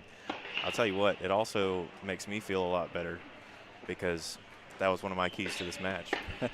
As you mentioned, I do want to apologize. That's actually Horak has already picked up a singles victory. He's looking for his second singles win, but still would be a huge one for Andre Horak, who much like Marcel Kamrowski has really started to make a name for himself here in the Cathedral of Tennis. And again, these freshmen, they're the future of the program. They're the guys who are going to be looked at to take up and make bigger roles as time goes on. You know, you talk about the makeup of this men's tennis team. You've got 4 graduate students, and then it's down to Oscar Brostrom-Polson, Andre Horak, and Marcel Kamrowski. These are the guys who MTSU is going to be looking for to make noise in the future.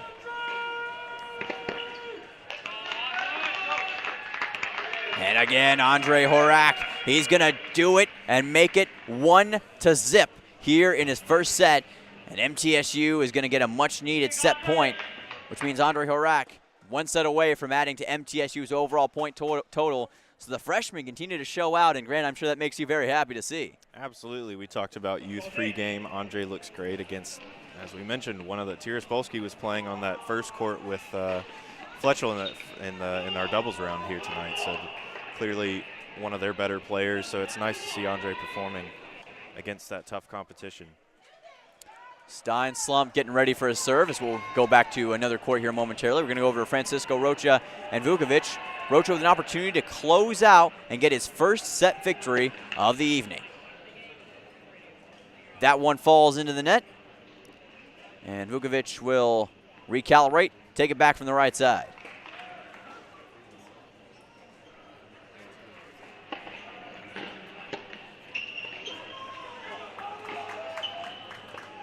That one will fall out again, so Vukovic makes it 15-love. Rocha not quite able to close this out just yet, and takes away some of that perspiration It is definitely getting hot, and these players will continue to feel it more and more as this night progresses. Look for the exhaustion to potentially play a role. And that one will fall into the net. And once again, Matt Hayden, you got something for us.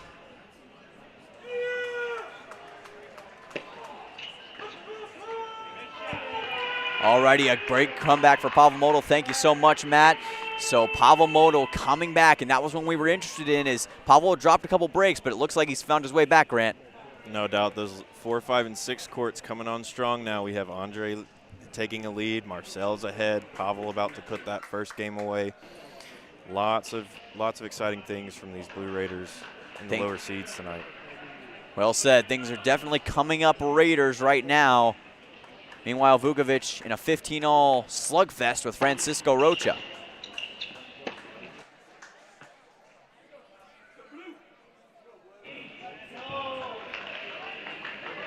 And you see the frustration on Vukovic as Rocha's going to pick up yet another point. He'll make it 30-15, and he finds himself one step closer to getting a first set victory. And we'll see if the headband of doom can pull it out. Vukovic from the left side.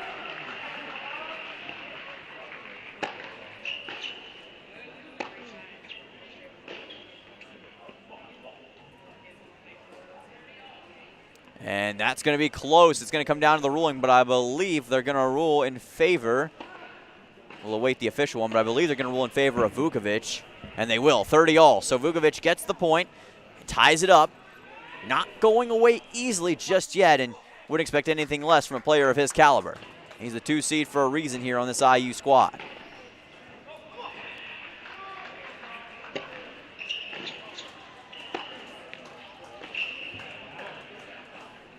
And he had to go low, and he went too far underground, did Francisco Rocha. And so a lot of times, Grant, those low balls are nearly impossible for a player to pick off. Yeah, Rocha couldn't quite dig that one out. Vukovic getting a little bit more of his way there after that frustration we saw a minute ago. Well, these tennis players don't have a golden shovel. They can't just shovel their way into the turf and pick up a ball whenever it's down that low. But time will tell if Rocha can come back. We're going to go split screen now as Francisco Rocha and Pavel Model both on the precipice of picking up a set victory.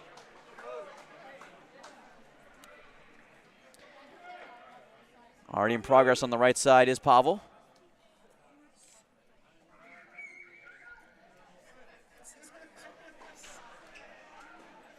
Pavel currently serving right now while Francisco is on defense.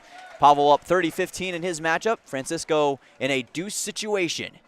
So definitely make sure to keep an eye on the left side as Francisco Rocha this close taking his first set victory. Modal on the serve, very close here on the right side. Feel like Kevin Harlan calling both games, Dylan. I'm calling both games. Kevin Harlan, a true legend. These guys are too. Modal and Rocha.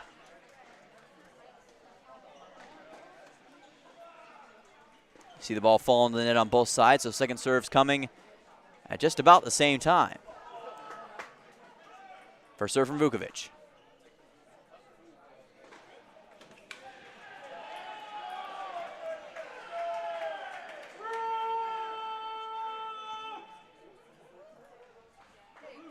Modal is going to drop his point. It looks like as it falls in the net. But meanwhile, on your left side, Francisco Rocha gets the job done and gets his first set victory. I'll tell you, this guy, his style has more flavor than a fruit roll-up, and he shows it once again with another big set point victory. Meanwhile, on your right side, Pavel Modal still with a 30-all advantage right now, but we're going to get more on that in just a second. But a big set win for Francisco Rocha here, Grant. Huge,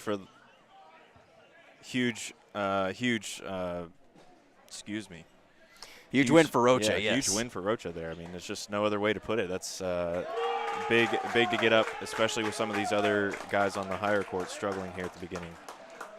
Modal with the serve.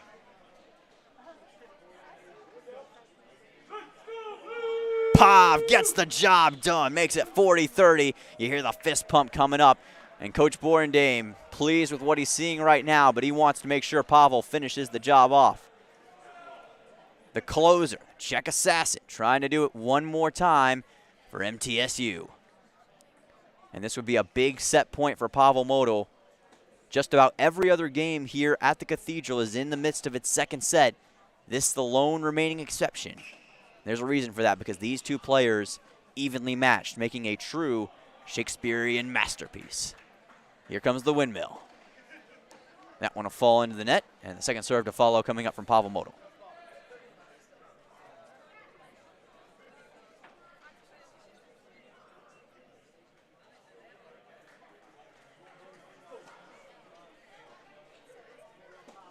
And looks like they're going to call that one just to the outside, so that's going to result in a deuce situation, which means the next point takes it, and if Kumar can get it, it will result in a tiebreaker round. You see the break points won. Moto with 67%, Kumar with 50%. Grant, this one is going to be huge. Who's going to come up clutch? Absolutely. I think it's going to depend on who can put some points away here on a serve. Could come down to the serve. Here's Modal.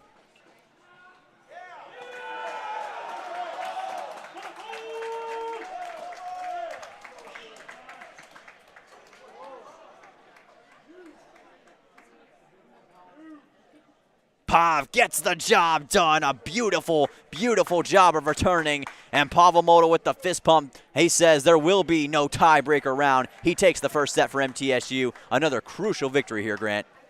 Yeah. Coach Jimmy giving him some skin there. That's a huge victory for the Czech Assassin. The Czech Assassin, the closer, doing what he does, getting huge victories once again. Meanwhile, we go back to court number 3, where Oscar Brostrom-Poulsen, OBP, up 3-1 on Sam Landau, 15-all. And Ozzy is currently serving. They call him Ozzy here at MTSU, and you'll hear the Ozzy chants, I'm sure, more throughout the night.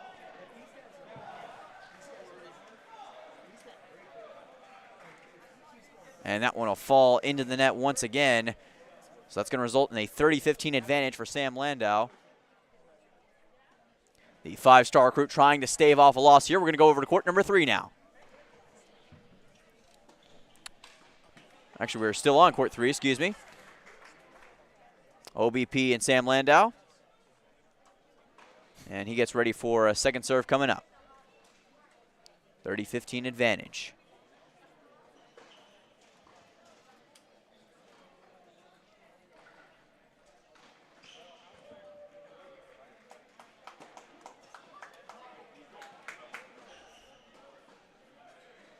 Oh, that one beautifully misdirected by Sam Landau once again.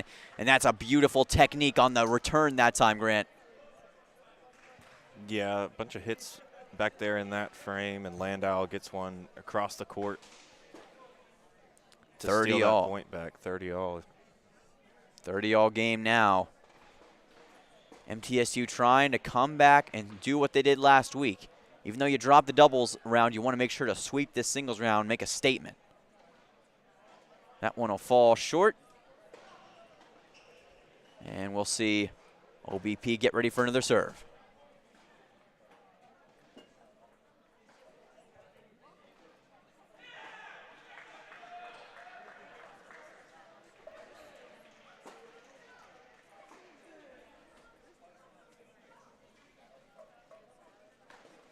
And he looks like he might have dropped that one. We'll get the official clearance on that in just a second. For OBP and Sam Landau, a lot of things riding on this game. Sam Landau does get the point to make it 40-30. So the freshman, Landau, the sophomore, Brostrom-Poulsen. Matchup of two guys, both young, both trying to make a mark. Serve, and that one will fall off the net. And another serve to follow now from OBP.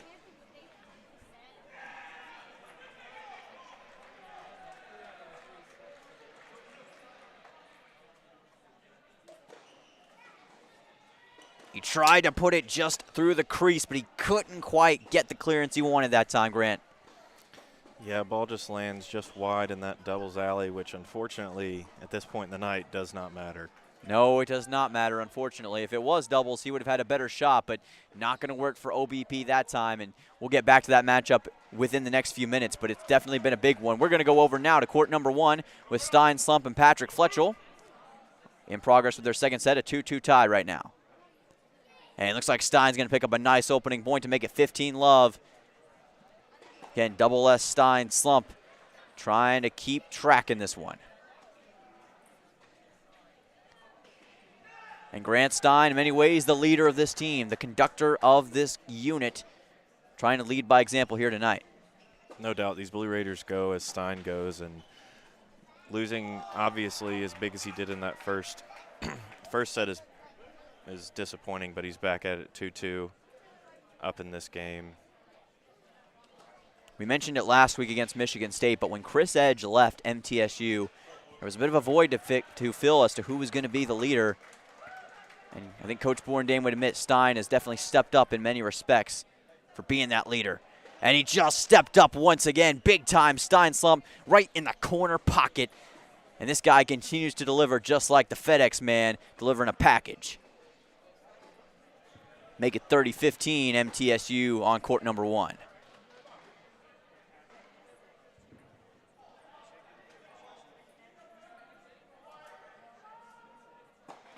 And they're going to rule that. Looks like they're going to call that serve was in. I think Stein must have thought that it wasn't in, and instead Fletchell did decide to play it back, and he ended up getting confused about it. Because there was a delayed reaction, it appeared there, Grant. Yeah, Stein, he didn't look very eager to return the ball that was sent back at him, so I definitely think he thought that play was not to continue, and it did. But as you can see, he takes the point back right there, 30-30. Play does continue right there as it just fell right to the outside. Steinslump picks up a much-needed point, 40-30. If he can get this, he'll take a 3-2 advantage in the second set.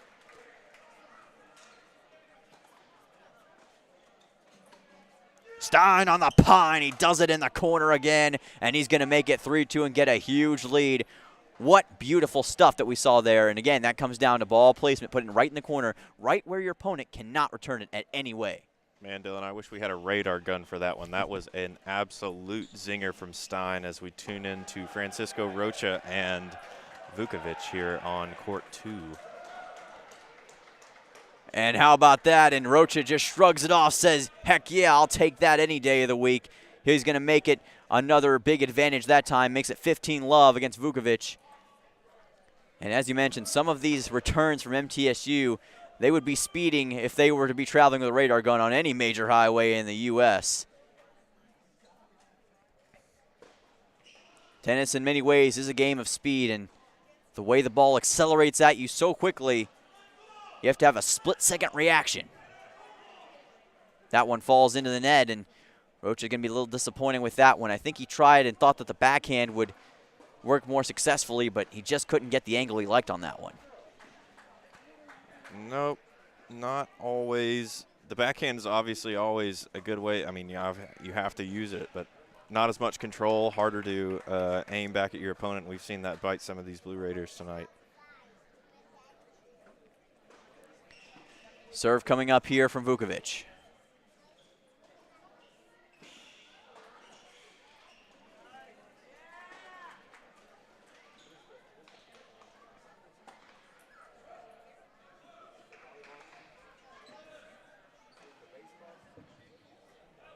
Vukovic revs it up and gets another point right there, as again, Rocha just couldn't get the backhand spin that he liked and ended up falling short of the net, but you saw what he was going for. He just couldn't get it over the net that time, Grant. Yes, absolutely. Good idea there from Rocha, just couldn't quite execute it. Serve coming up here from Vukovic as he has a quick discussion with his head coach, Coach Wartzman. Serve to follow.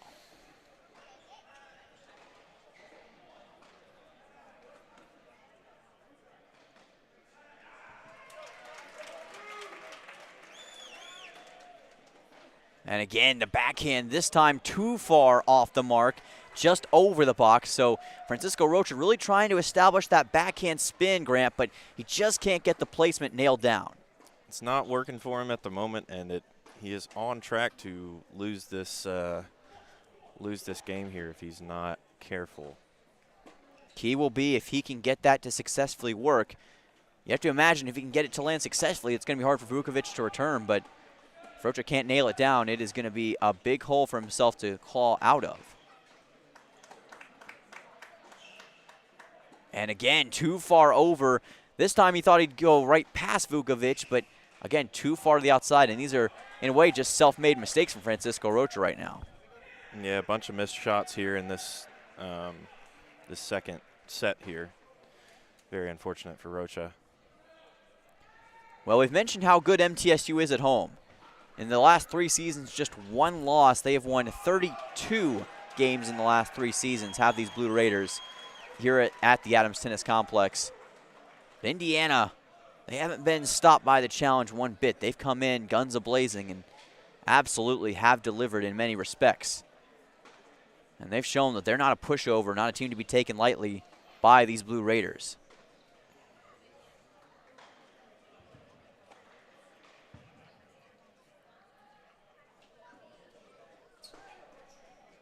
And that one will fall short, so Rocha gets a bit of a break there, and that's going to add to his point total as Vukovic tried to get it over the net, but instead he succumbed to kind of that backhand spin tactic. And that's going to make it 15-love Rocha in a 1-1 tie in the second set. And many times the second set can turn out completely differently, Grant, and a lot of people would be confused by why that is, but as you know, tennis is a very interesting game, and how momentum shifts, it can go back and forth, and sometimes one thing can trigger an entirely different kind of game. Absolutely, back and forth, but in between the set itself, in between the games, very mental between you and your opponent, but also with yourself. So we'll see those battles play out on the court. A lot of times the biggest opponent can be yourself whenever you're out on the court, and that holds true for these players in many respects, as we see Marcel Kamrowski up 4-3 on the precipice of trying to give MTSU their first point of the evening.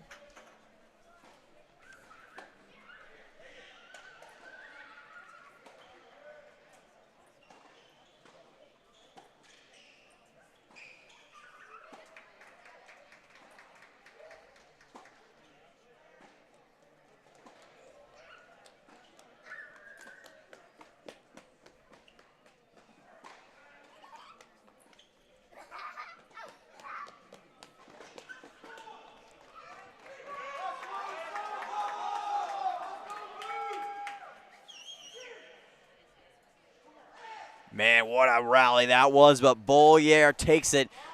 What a brilliant display of shooting the ball back that time by him. And again, it came down to who was going to blink first between Marcel Kamrowski and Bollier. Bollier gets the advantage.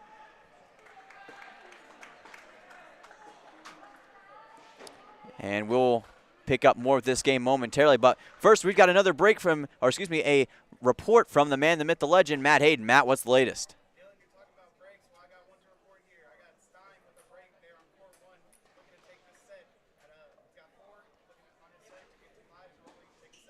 All right, Double S doing some big things. Might as well call him Superman, trying to come back. Thank you, Matt Hayden. And we'll get more on that here in moments as we continue to watch this game between Kamrowski and Bollier.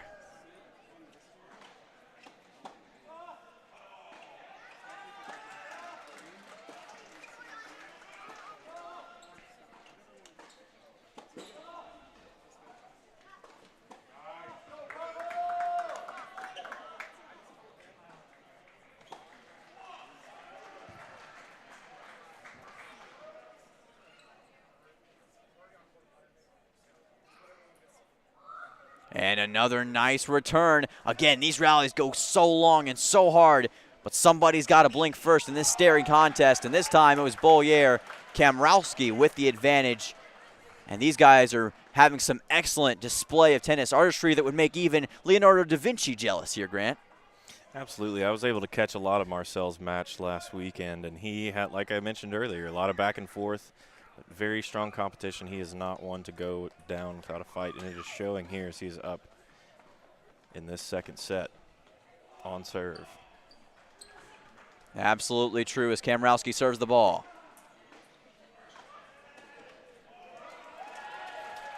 And that'll land outside, so Kamrowski adds to his point total, makes it 30-15. Not a lot of negotiation needed that time. Simple stuff. Let the ball fly over you and take the point. Sometimes it doesn't have to be rocket science. And that one will fall just to the outside. A lot of times, Grant, these players will use their first serve as kind of a tune-up for what their second serve could be. Sometimes they land, sometimes they don't, which some people might see as risky, but for these players, as we get ready for this next serve, sometimes these players, they'll see it as essential. And that will again put right into the corner by Marcel Kamrowski, and he's starting to build up some confidence, and nice applause from some MTSU coaches on the sideline.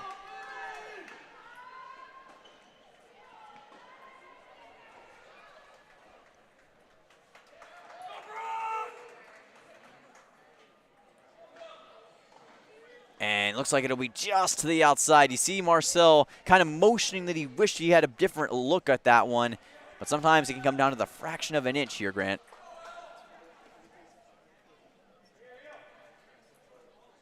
And that serve will fall short, it appears.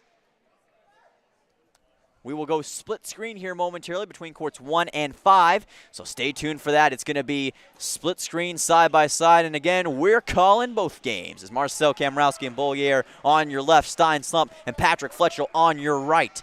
5-2 Stein Slump trying to come back and get a second set victory while Marcel is trying to close this one out. It would be huge if Stein could battle back and take this second set here when it looked like early that Patrick Fletchall was going to run away with this one on court 1. Great point you make there. Stein was in some tough straights earlier on, but he has battled back, clawed his way out. And he has not quit, and there is no bit of quit within the personality of Stein Slump. Serve coming up here from Bollier.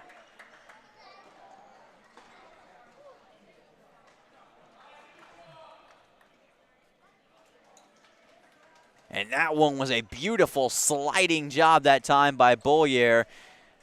And it looks like he gets it. Meanwhile, on your, I believe actually that was Kamrowski. And that is the ruling, 30-15. My apologies. Looked like that Bollier may have shot it in, but I think Marcel with the beautiful placement, as we get ready for the next serve. Yeah, Dylan, I actually think that was due to Bollier sending that one wide himself. That little poke that Marcel had on the ace side of the court. Shot that ball off of his racket and sent it out of bounds. It would have been an easy point, but Kamrowski goes up 30-15. And sometimes these players do return it just to be safe. As we see on your right side, Stein Slump get a ball flung into the net. That'll make it 15-all between him and Patrick Fletchel. Meanwhile, on your left, the serve coming up from Bollier. And that one will be ruled wide of the box. So a second serve coming. This to potentially make it a point for Marcel Kamrowski. And that is going to do it. The ball went short, double faulted. Disappointing for Bollier, but for Marcel Kamrowski, he gets MTSU's first point of the night. How about the fantastic freshman doing it again, Grant? Yeah, Marcel showing out here, obviously just as much as he did last week. Didn't get to use the finishing move last week. He put the head on the hands, put him to sleep. Didn't get to see that one today, but we didn't need it because he was just so dominant. Victory 6-3, obviously winning all those breaks, and just a dominant performance from a young freshman like himself. No GTS kind of motion from Marcel Kamrowski, but he still put his opponent away in grand fashion, and that's absolutely what MTSU loves to see. Fantastic freshman doing it once again. We're going to tune back in with more courtside action momentarily. Stein Slump's game, of course, very, very close, but we're going to go over to court number 3 now as Oscar Brostrom-Polson, OBP, up 15-all, trying to get his second set and his first point of the night. Would make it 2-1 MTSU if he could manage it. Oh, my goodness, he almost got the backhand to land down, but he just couldn't get the side armor to fall right into the space. And that should make it 30-15 Sam Landau. You have to admire the tenacity of Landau after getting swept in the first set, has managed to rattle off 3 games here, Grant. No doubt. I mean, we didn't think that the California kid was going to go away quietly, but OBP definitely still in control here. Needs to put this game away. Oscar Brostrom-Polson from the left side. Needs 3 straight scores to net MTSU their second point.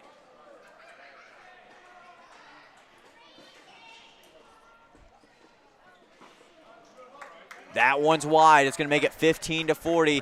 A big mistake from Oscar Broström-Poulsen. OBP tried to slide it inside the line, but instead he slid it out to the green. And now he finds himself back against the wall. Landau with an opportunity to make it 5-4 and potentially stage a bit of a comeback here. So OBP in a tough spot. But not for long. He makes it 40-30 with a beautiful spinning serve that time. What a beautiful serve that was. And again, that comes down to technique. That's pure technique from Oscar Broström-Poulsen there, Grant. No doubt that ball slicing away from Landau makes that really hard to get up off the ground and just sends it right back into the net. And that one will fall wide. Oscar Broström-Poulsen with some beautiful slicing hits. He's going to try it again.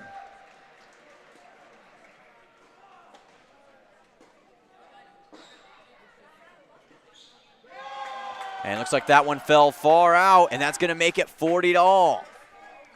OBP with an opportunity.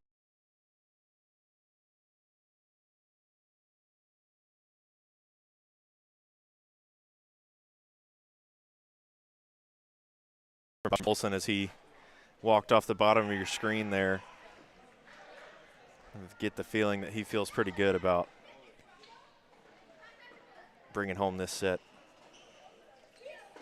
But it's not going to happen this time. It just fell into the net, and Sam Landau stays off elimination for one match longer, 5-4, and this second set continues to escalate. Oscar Broström-Poulsen is going to get another opportunity, but he's going to have to keep fighting back in this one. And for MTSU, that's what it's been about all night, fighting back from the brink, fighting back and showing that tenacity every time you're out there on the court, Grant. Absolutely. Obviously, early Stein got down. He's battled back, and he's doing very well on court one. We have Marcel already wrapping up his match. Andre doing very well down there on court four it is. So, yeah, absolutely a bunch of tenacity from these fellas tonight. Absolutely. They define the word tenacity, do these MTSU men's tennis players, and they're going to try to keep that up here momentarily as we go courtside for more action in just a second between MTSU and Indiana. And again, things continue to escalate to a new kind of level between these two teams. There's so much to prove here tonight for both sides, both trying to remain unbeaten as well. Indiana comes in 2-0, MTSU 1-0. For MTSU, a lot of aspirations. And meanwhile, we've actually got an update with Matt Hayden, who's been busy all night. But Matt, what do you got for us?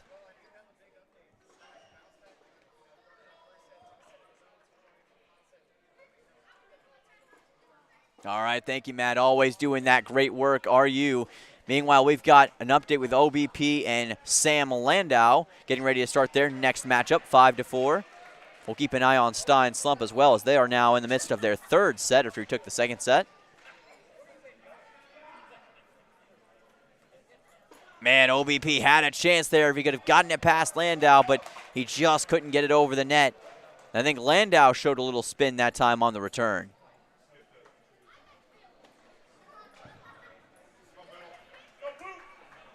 And you see the updated scoreboard there. Tie of 1-1. Marcel Kamrowski already taking his singles point in his matchup. OBP trying to join him.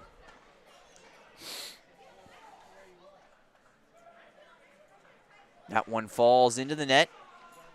And that should make it a 30-love advantage for Sam Landau. And he cracks a smile as he looks back up towards the bleachers. And we do want to mention there's plenty of IU fans here tonight. They've traveled all the way from Bloomington to watch their team. And they have joined in just as the Blue Raider faithful have. Left-handed serve here. What a corner shot.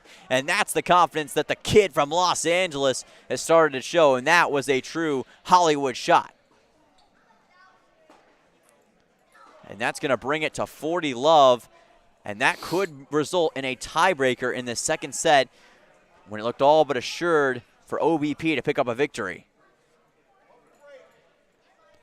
And it looks like that serve will fall wide, so Oscar Broström-Poulsen prevents defeat for the moment.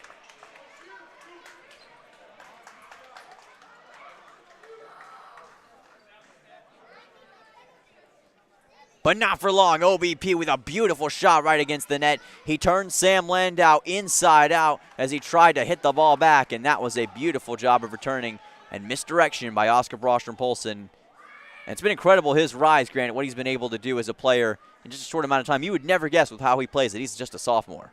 No, the way that he struts around this building is definitely, he just emits this kind of confidence. It gives you a good feeling that once some of these older guys, your Stein Slumps, your Pavel Modals, et cetera, once these guys are out of the building, that you've got, a rock that you can build this program back around.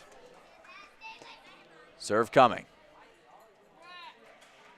And that will do it for the game here. Sam Landau able to tie things up. It's going to go to a tiebreaker round once again, the second of the night between MTSU and Indiana. It was first the doubles point with OBP and Rocha. Now Sam Landau and OBP will get a tiebreaker round for the second set.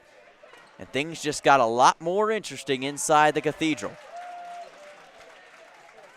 So again, whoever gets this is going to have to win by 2. First serve is an absolute dime in the corner by Oscar Brostrom-Poulsen. He'll now serve from the left side. And you got to imagine for Sam Landau, an immense amount of pressure on him right now. That serve will fall wide.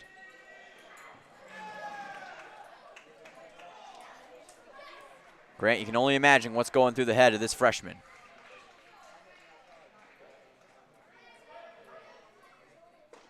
And it looks like that serve fell wide for Oscar that time. I've been trying to follow along with the chatter here. Looks like after almost every single point that's been played that OBP and Landau are both talking to either the ITA official or their coaches on the sideline, but both of them seem to be pretty on edge at the moment. Yeah, there's a lot of edge right now between these two, and as you mentioned, you've been seeing kind of the conversations being held back and forth between ITA officials and even the bleachers between the two teams represented by their players, as that one falls into the net. And I believe they're going to roll that a no serve, and indeed we're going to see OBP get ready for his next serve here. 15 all in the first of the tiebreaker games. Too far that time. Sam Landau with great recognition to watch the ball flutter right past him. And again, he's going to take a 30-15 lead as Sam Landau just steps aside.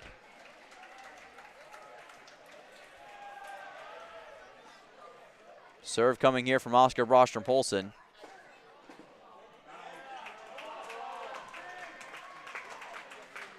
And that will be a point this time for Oscar Brostrom-Poulsen, as it looked like it fell off the net. You saw the fist pump as Landau's going to head towards the sideline, so I believe that OBP is going to pick up a 6-5 lead, and we'll keep tabs on that game. But that's a big one for OBP, a chance to close this thing out, Grant, if he can keep that momentum up. Absolutely. If Oscar Brostrom-Poulsen can bring home that second point, obviously that puts you up 2-1. As we tune in here to Stein Slump and Patrick Fletchall still battling it out into their third set now. Right now, this is the lone game in a third set between MTSU and Indiana. Too far, Stein Slump happy with that. That'll make it a 1-1 tie in set number 3 between Fletchall and Slump. And that's exactly what Stein was looking for. And this is going to be a big one for Stein Slump. He's trying to maintain a perfect singles record on the season after a win last week against Ozan Barris. Again, a player with immense talent, just a freshman, but the #1 on Michigan State, who was one half of the U.S. Open Juniors champions. That ball falls wide. And Fletchall will get ready for another serve, this time coming from the left side.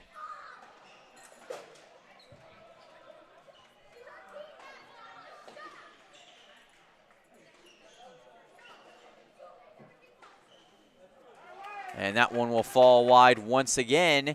So again, that'll be another point for Patrick Fletchall to make it 30-love. Stein really sitting far back on a lot of these serves right now here.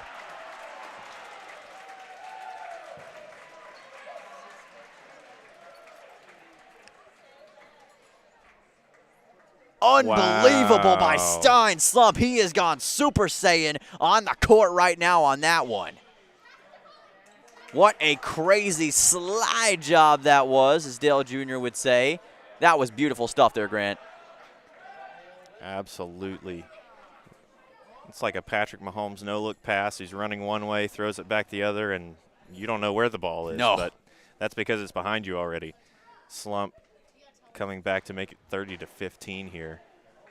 Absolutely ridiculous stuff from Stein Slump that time. As we'll get more on that game in a moment, but a big-time matchup in the third set between Stein Slump and Patrick Fletchel. This is going to be a big one to watch, Grant, as this game moves forward as to who might take it. Could very well come down to that set. Absolutely. We're now going to go split screen. On your left, Francisco Rocha and Vukovic in their second set. And on your right, Oscar Brostrom-Polson trying to close out with another point up against Sam Landau. Serve coming up from Landau here, up 30-15 in the tiebreaker.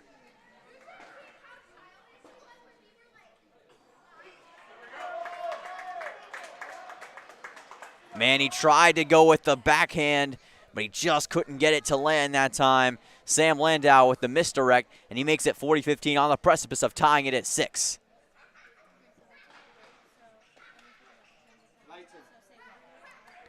And meanwhile, on the left side, Francisco Rocha and Vukovic still awaiting their next game as they continue to await their next momentum. It's going to be interesting to see how this game moves forward. We're going to go to court 3 now solely with Oscar Brostrom-Polson and Sam Landau. 40-15, Landau on top.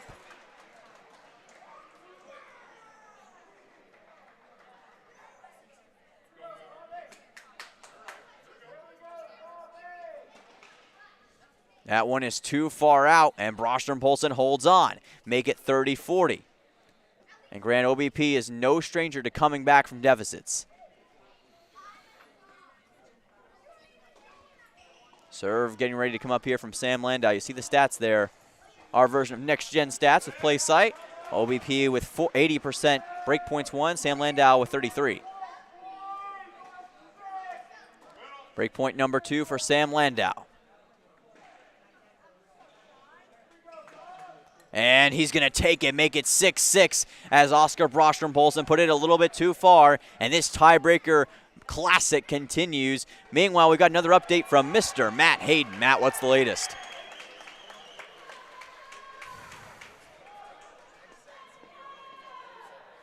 All righty, big news from Matt Hayden. Court number 4, as you heard, going to a third set. Folks, stay tuned on that one. It's going to be big. A lot of these MTSU and Indiana games coming down to the wire right now.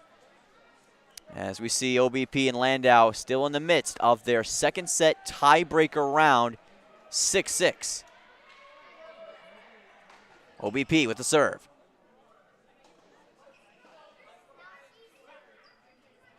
It deflected off the net, and then Landau just pushed it back that time. Yeah, that's a hard one to guard against. It just popped up on the plastic of the netting there and just kind of sat there for him to put wherever he wanted it. He buried it on that back line, and OBP just guessed wrong. Well, as Gus Johnson would say, Landau pushed that one like a Dr. Pepper pass as he went right down the alleyway, and he got a nice point out of it. And like you said, OBP just guessed wrong, so rules of the tiebreaker round a bit different as you see. 1-0 advantage for Landau here in the tiebreak. That one falls to the outside.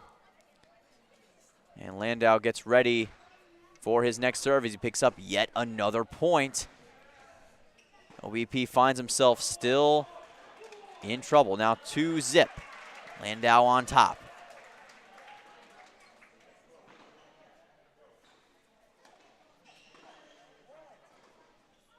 Serve coming here from Landau.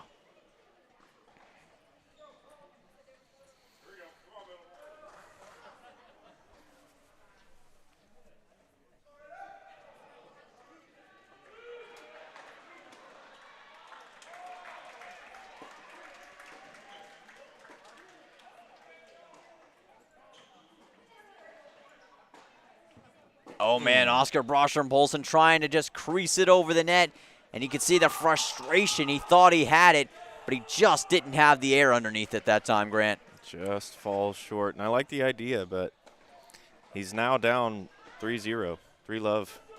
Yeah, 3-love right now in this tiebreaker round. Sam Landau with all the momentum. And we mentioned earlier, Oscar Brostrom-Poulsen's already been in a tiebreaker. He's already had so much tennis played tonight. And you got to think this isn't going to help him any. Testing his cardio for sure right now.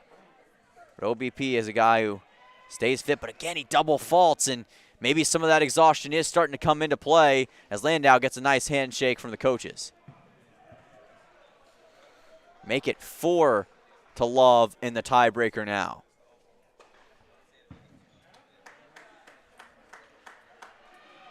Serve coming from OBP. They're going to roll that wide. And OBP with the second serve to follow.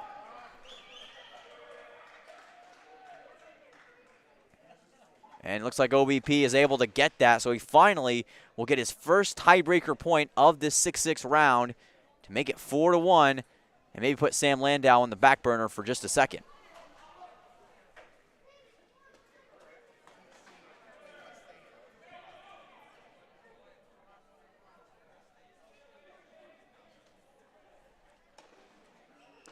Landau coming with the windmill. Here's the serve. That one will be ruled outside by Oscar Brostrom-Poulsen. And the second serve to follow now. And Landau is going to, interesting, he swapped out tennis balls that time. Interesting decision. Sometimes players prefer the bounce of a certain ball, and it looks like that's what Landau did.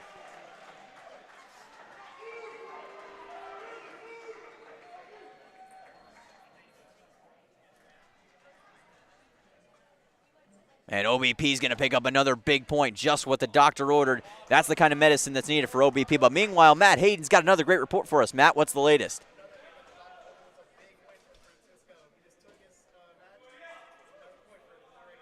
All right, that's what you like to hear, Matt. MTSU getting the medicine that they need right now, trying to come back and take this one.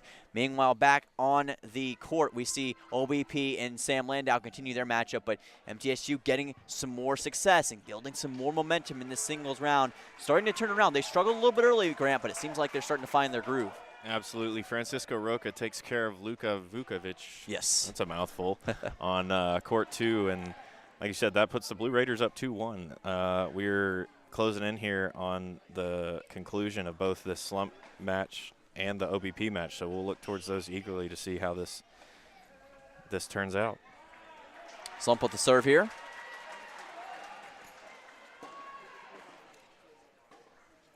Stein on the pine does it again. A beautiful return that time to make it 30-love.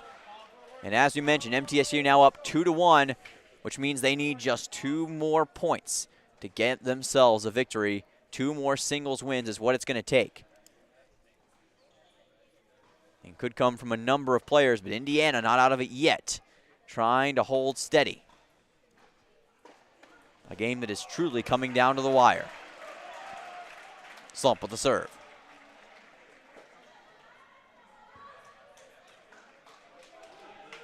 And that one falls to the outside. And I believe that will result in Patrick Fletcher picking up a point here.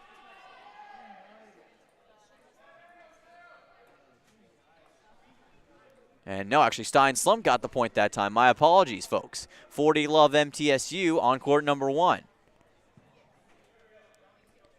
Slump trying to even this game, this third set up at 3.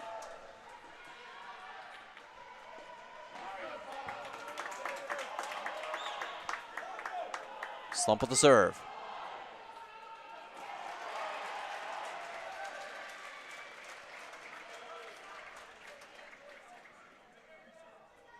He does it. A beautiful backhand response from the man himself, Double S Stein Slump, doing it again.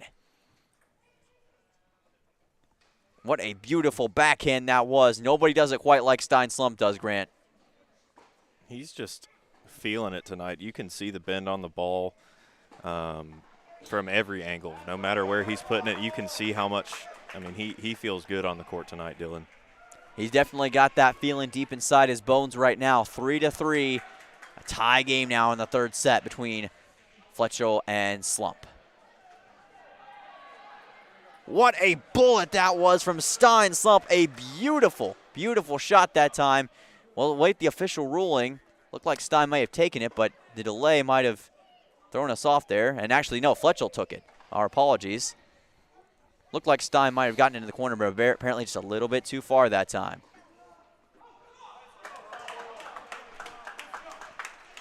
Serve coming here from Fletchel.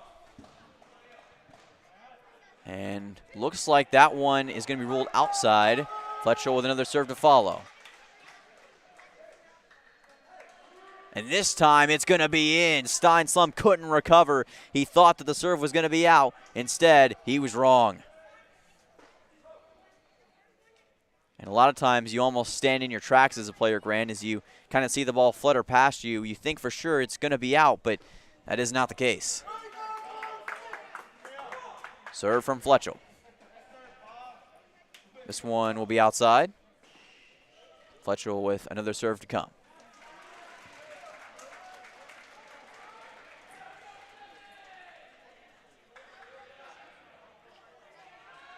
Oh, talk about putting it away.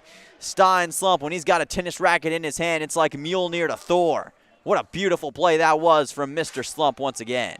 Huge point to win back there. Almost just kind of toying with each other right up against the net, and he just pokes it away out of Fletchel's reach. Stein Slump has been building up confidence all game, trying to maintain a perfect singles record. This time he's going to rule it just outside. See that hand go up. Second serve coming from Fletchel.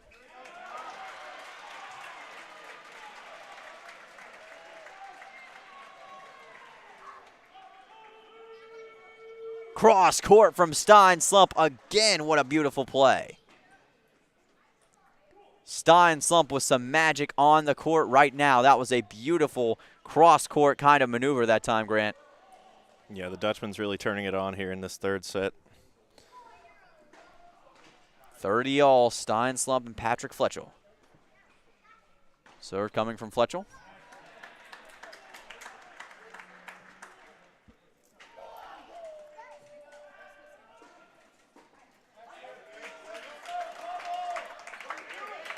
And it looks like Fletchel got the point once again, make it 40-30. And we go back and forth once again on court number one. Stein will have to await the next point here. Trying to get it to deuce, trying to make it 4-3 MTSU on court one. And it's going to fall short. So Patrick Fletchel makes it 4-3, and instead the Hoosiers get the advantage on court one. And Stein Slump is going to have to try to come from behind, but he's been no stranger to that tonight, Grant. He's been able to pull it off when a lot of people may have wrote him off. Absolutely, no. He had to come from way behind in that first set. Ended up winning that second one pretty handily, so I have no doubt that this is going to be close all the way down to the wire. Have to agree with you. We're going to head to court six. Speaking of something going to the wire, Pavamoto and Kumar in the middle of their set. As the closer, Pavamoto, pushes that one against the net, makes it 30-15. Pavel trying to net MTSU their third point of the night.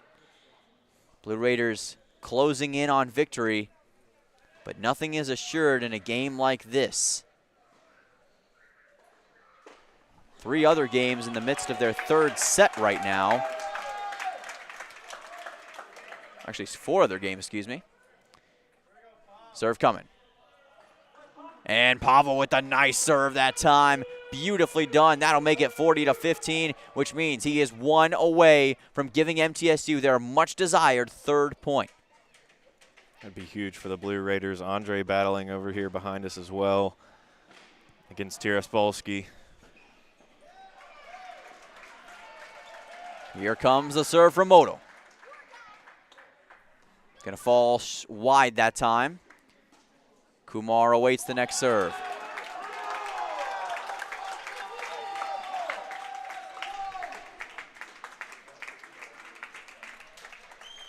Pav, the closer, closes it out once again, and he continues his hot streak. When you look for a man to close the game out, look no further than this guy. Pavamoto gets the job done once again. Huge for the Blue Raiders to go up 3.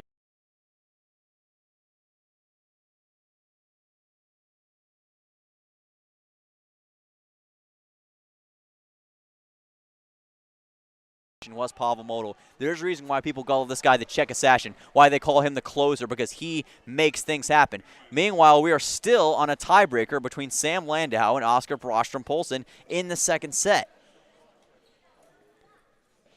You talk about a marathon. These two are approaching 26 miles equivalent here, at least, of tennis play right now. Brostrom-Poulsen, Sam Landau. Landau with the serve. This one falls short. How much punishment can these two players take? It's like a heavyweight boxing match, and only so many jabs to the face can be taken before you get the knockout punch. This one falls wide, and the arms failing OBP just then. Makes it 30-love.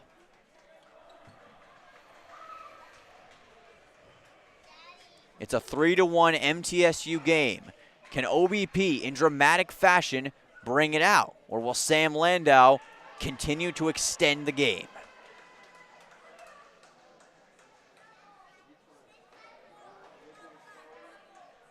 Landau just into the net. He tried to fake out OBP, but he ended up biting himself, and it went right in the net that time, Grant. Yeah, Oscar's battling hard here in his final set, as we've only got 3 matches still remaining. This one that you're tuned into live now with OBP and Sam Landau. We've got Stein Slump and Patrick Fletchall on court 1, as we've been talking about. And behind us, Andre Horak taking on Ilya Tiraspolsky for the final points of the night. Blue Raiders need only one of those points to take on the W here. Trying to do just that. This one falls outside, and Landau's going to net that point for the moment. So Sam Landau, as OBP heads towards the sideline, and that was a big one for Landau. We'll get more on this game here in a few moments, but both players retreating towards the bench, and that is absolutely huge as this game progresses forward. So OBP is going to have to keep fighting if he wants to take home this victory, as that will complete the second set, I believe, and indeed it will. So Sam Landau has brought it into a 2-zip advantage. And now the score is updated, 7-6. So we're going to get to a third set here momentarily between these two, OBP and Sam Landau, getting ready to measure up once again. So that one is going to be a very interesting one to watch. So now all of these games coming down to the wire here, Grant. Absolutely. Like I said a minute ago, we've got 3 remaining here on our slate, and Blue Raiders need one of them. And we're tuning in here to Stein Slump and Patrick Fletchall battling it out here. Slump up 30-15 in this third set. They both have 4 games. So if it continues to be this back and forth again, we're looking at another tiebreaker round here, Dylan. Yes.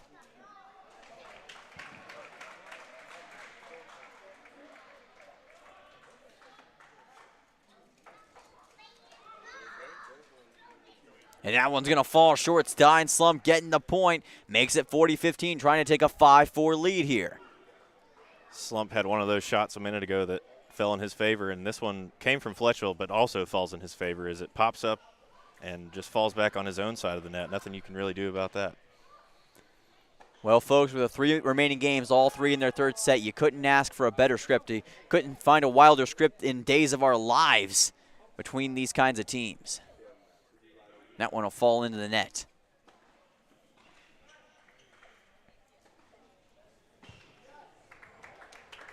Serve to follow here from Patrick Fletchell.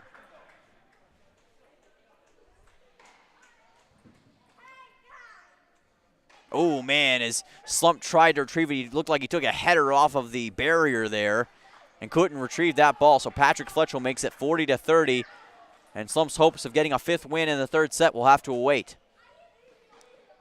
Fletchell wiping off some of the perspiration. There's your break points won. Fletchell has 100% to Slump's 50. The two graduate students, the two number ones, battling it out.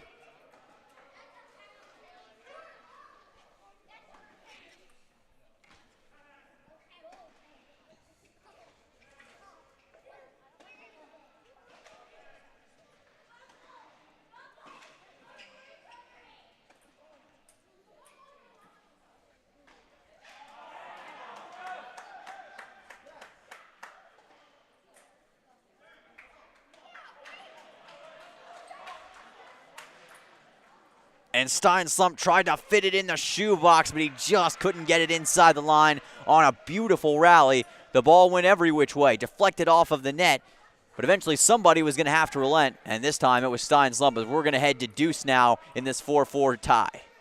Yeah, that's a tough point to lose. You can see he returned that last ball, but definitely did not think it was in bounds. Talked to the official for a second afterwards, and he'll just have to get the job done here. The Cathedral of Tennis has more noise in it right now than a PlayStation 2 loading screen, as the fans continue to show their support for MTSU and the Indiana fans for the Hoosiers. That ball deflects off the net.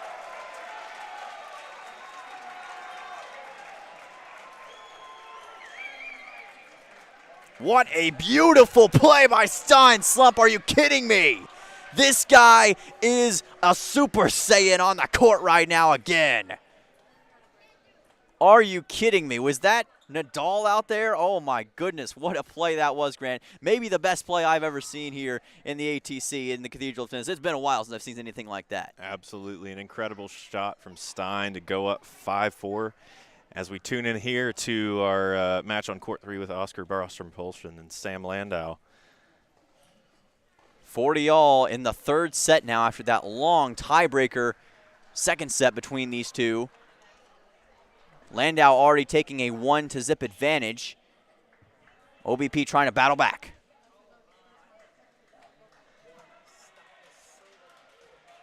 And we'll get back to that one in a moment. We'll see what happens in just a second between OBP and Sam Landau. We're going to go over to more action here in just a second as this game progresses forward. Going to be a very interesting one right to the finish. So much great action. It's hard to keep up with it all, Grant. It's truly a great night for tennis fans everywhere. Absolutely. We're jumping back and forth between feeds here. Well, if anyone is going to close it out tonight, who better for it to be for MTSU than Stein Slump, a man who struggled in the first set, battled back to win the second, and he's in an absolute dogfight in the third now.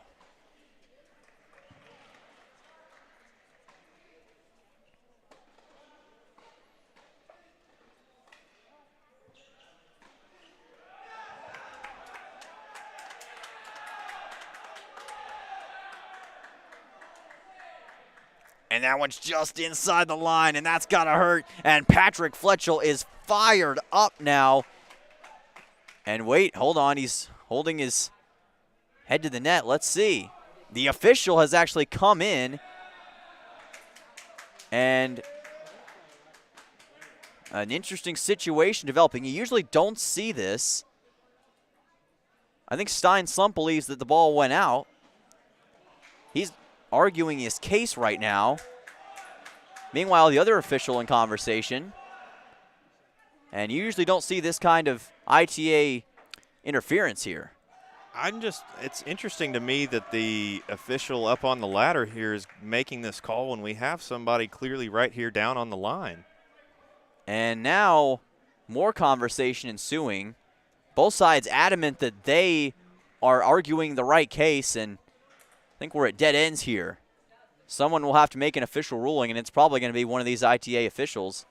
But a disagreement has ensued, and a game with so much intensity is grinded to a halt here. So much at stake as well. It's very unfortunate to see this action come to a close. Nevertheless, it gives the players a moment to breathe and figure out a strategy for how they're going to approach this game going forward. Still discussion ensuing between these ITA officials. And if we get any further report on that, we'll let you know.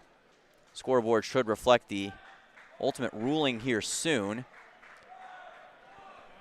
Meanwhile, behind us, Andre is tied with two games apiece, in his third set against Tiraspolsky.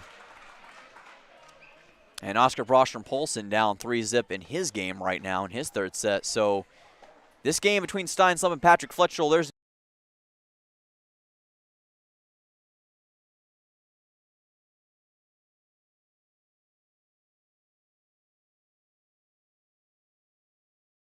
Stein Slump again, and he fires up the crowd. As Outcast once said, what's cooler than being cool? Ice cold. That's what Stein Slump's doing right now. Stein Slump trying to ring the bell, trying to make it happen. 15 all. Stein from the right side. And he's gonna do it again. Stein Slump makes it 30-15. Patrick Fletchel on roller skates, trying to get his balance again, trying to make his way back. But Stein Slump, he doesn't want to be denied. Slump with the serve.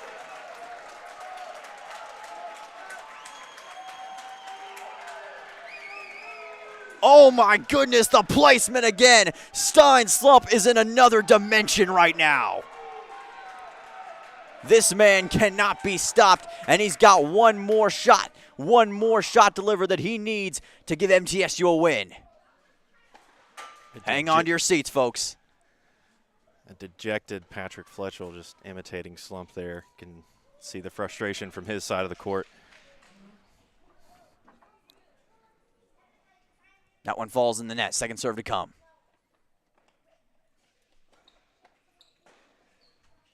You can hear a pin drop in here right now. The calm before the storm.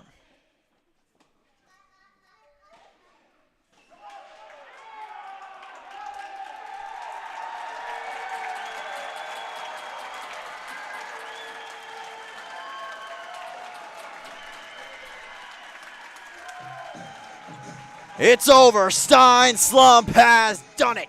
MTSU with a classic comeback, and your Blue Raiders get a 4-1 victory over the Indiana Hoosiers in an absolute classic in the Cathedral of Tennis Grant. What a fantastic game, and what a big moment for the man himself, the leader, Double S Stein Slump. Well, the number one for MTSU pulls through again. He had to battle hard early. He was down early, but this is his court. That number one court is Stein's court right now, and takes care of Patrick Fletchel, the star of the Hoosiers. So, yeah, that's exciting to see for another victory for the Blue Raiders. Absolutely. If there's one guy you want to put the game in his hands, it's Stein Slump. We've said all year that he leads by example. He makes things happen, and he absolutely did that just then. Stein Slump is a guy who, again, delivers in those moments, but we can't understate the appreciation and the great play of the other players as well, Grant. An absolutely fantastic outing from guys like Marcel Kamrowski. These young guys, like you mentioned in the pregame, stepping up. Yep, absolutely. Marcel getting a win there. Andre obviously performing very well early in his. Didn't get to see the conclusion of that match, but like we mentioned, that youth coming in clutch, especially when the top performers aren't necessarily doing as well in their matches, you can rely on those, those guys that you've got on the back of your roster. So absolutely stunning performance from all of them, and look to see more of it for the rest of the season. Couldn't have said it better myself. The 1992 All-Star race in NASCAR was once called One Hot Night. And I think this is an apropos name for this game as well. What a fantastic outing it was between MTSU and Indiana. When we come back, we'll have player and coach interviews with MTSU. Stay tuned here live on CUSA.TV and the MTN Sports YouTube channel. Do not go anywhere. Mental health affects us all, whether you finish first or last. Whether you win or lose. The stigma around these issues causes those around us to suffer in silence. Mental health is nothing to be ashamed of. You are not alone. You are not alone. As a student athlete, As a teammate, As a friend, We pledge to continue the conversation. because it matters. because you matter. stand up to the stigma. Stand up. Stand up. Continue the conversation. You are not alone. I have a voice. You have a voice. We have a voice. Our voices can be heard. Outside of sports. As student athletes, we have a platform. Now more than ever. It's important that we listen, learn, and lead, and raise our voices for change. We can all do more. Now is the time To make a difference. This is our chance. This is our chance to make a better tomorrow. Together, we will continue the conversation. we have a voice. On June 23, 1972, Title IX was signed into law, and it reads, No person in the United States shall, on the basis of sex, be excluded from participation in, be denied the benefits of, or be subjected to discrimination under any education program or activity, receiving federal financial assistance. Happy 50th anniversary, Title IX. Thank you for giving little girls like me and big kids like Conference USA student athletes the opportunity to dream big. Mental health affects us all, whether you finish first or last. Whether you win or lose. The stigma around these issues causes those around us to suffer in silence. Mental health is nothing to be ashamed of. You are not alone. You are not alone. As a student athlete, As a teammate, As a friend, We pledge to continue the conversation. because it matters. because you matter. stand up to the stigma. Stand up. Stand up. Continue the conversation. You are not alone.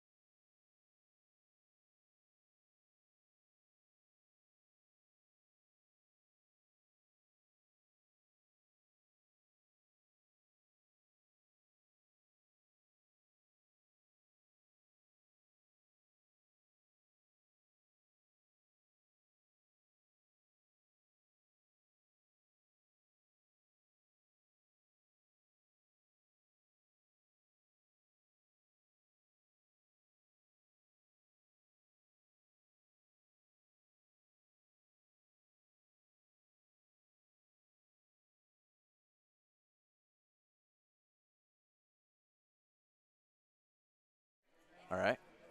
Cool. Hello, everyone. Welcome back once again to the Cathedral of Tennis live in Murfreesboro, Tennessee. I'm Dylan Simmons, joined alongside my co-host Grant Langston. Grant, what a sensational night it was, and a game that MTSU can certainly build upon for the future. Definitely going. Your Blue Raiders win 4-1 here tonight at the Adams Tennis Complex. Always love when there's a W in that victory column.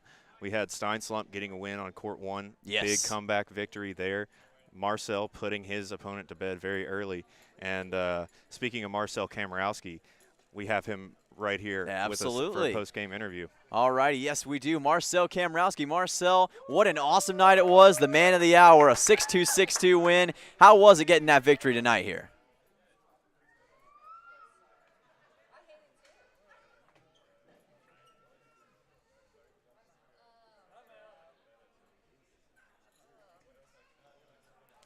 Absolutely. All right, so the first question we got for you is, you come in and you've gotten 2 straight singles wins here for MTSU. What are you learning more and more about playing college tennis here as just a freshman, and how is that translating here into your next few games?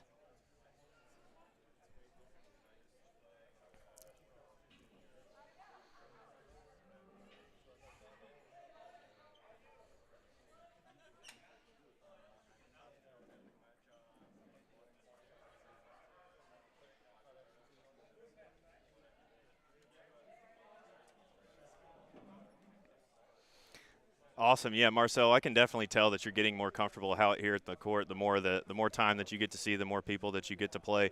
I have to ask, is the little head on the pillow, is that going to be the finishing move from now on? Is that the signature?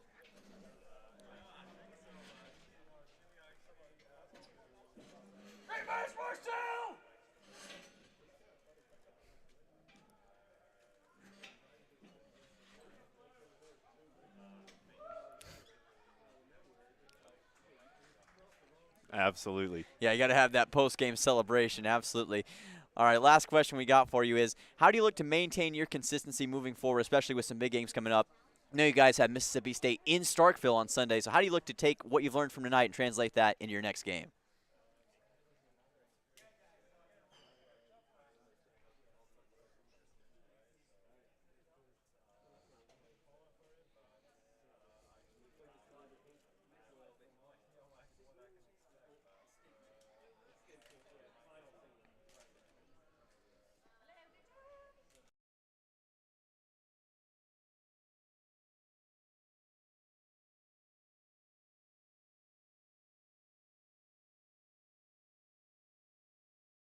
So well and so early, and a lot of games that came down to the wire and were dramatic. It was Marcel Kamrowski, the calming presence, who took home the victory in dominant fashion here, Grant. Dylan, I don't know about you. I'm pretty sure Marcel finished his match like 30 or 45 minutes before everybody else was done. I mean, he made quick work of Kumar tonight, and we'll look to see that. Like you said, they play in Starkville against Mississippi State here this next Sunday, so we'll look to see him try to take another victory on one of those lower courts. That's a solid card to have, in your deck, so to speak. You better believe it. The former Conference USA Athlete of the Month in November, doing what he does, making things happen. But meanwhile, we've got the coach himself, Coach Borndame, joining us from the sideline. Coach, what a great victory it was tonight for you guys, and congratulations. All right, so first question we got for you is, what did you learn about your team for tonight that you're going to be able to take forward into the future, and what was the defining feature in your mind?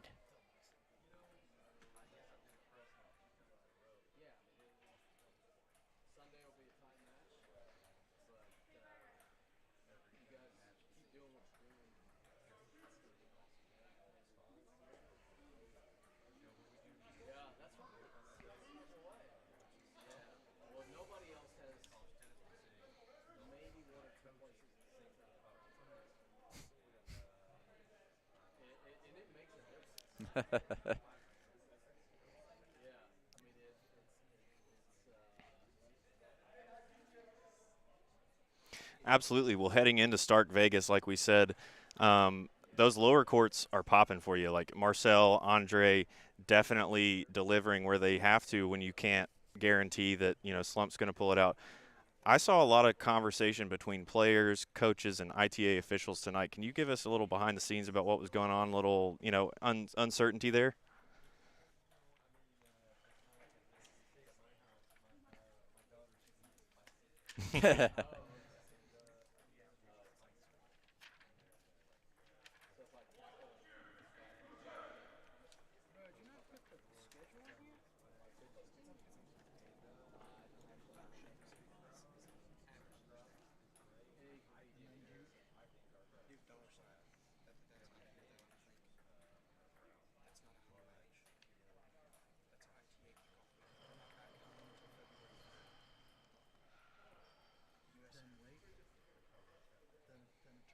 Absolutely. It definitely felt like that early from our perspective. Yeah, it definitely seemed that way. And you've mentioned that hometown advantage and that home crowd advantage, but now you guys are going on the road. You got Mississippi State, then you're going to Duke for that ITA Tournament Invitational. So a lot of big things happen in the future. How are you guys going to adjust now having to play on the road, not having that home field advantage here at the Cathedral of Tennis, the Adams Tennis Complex?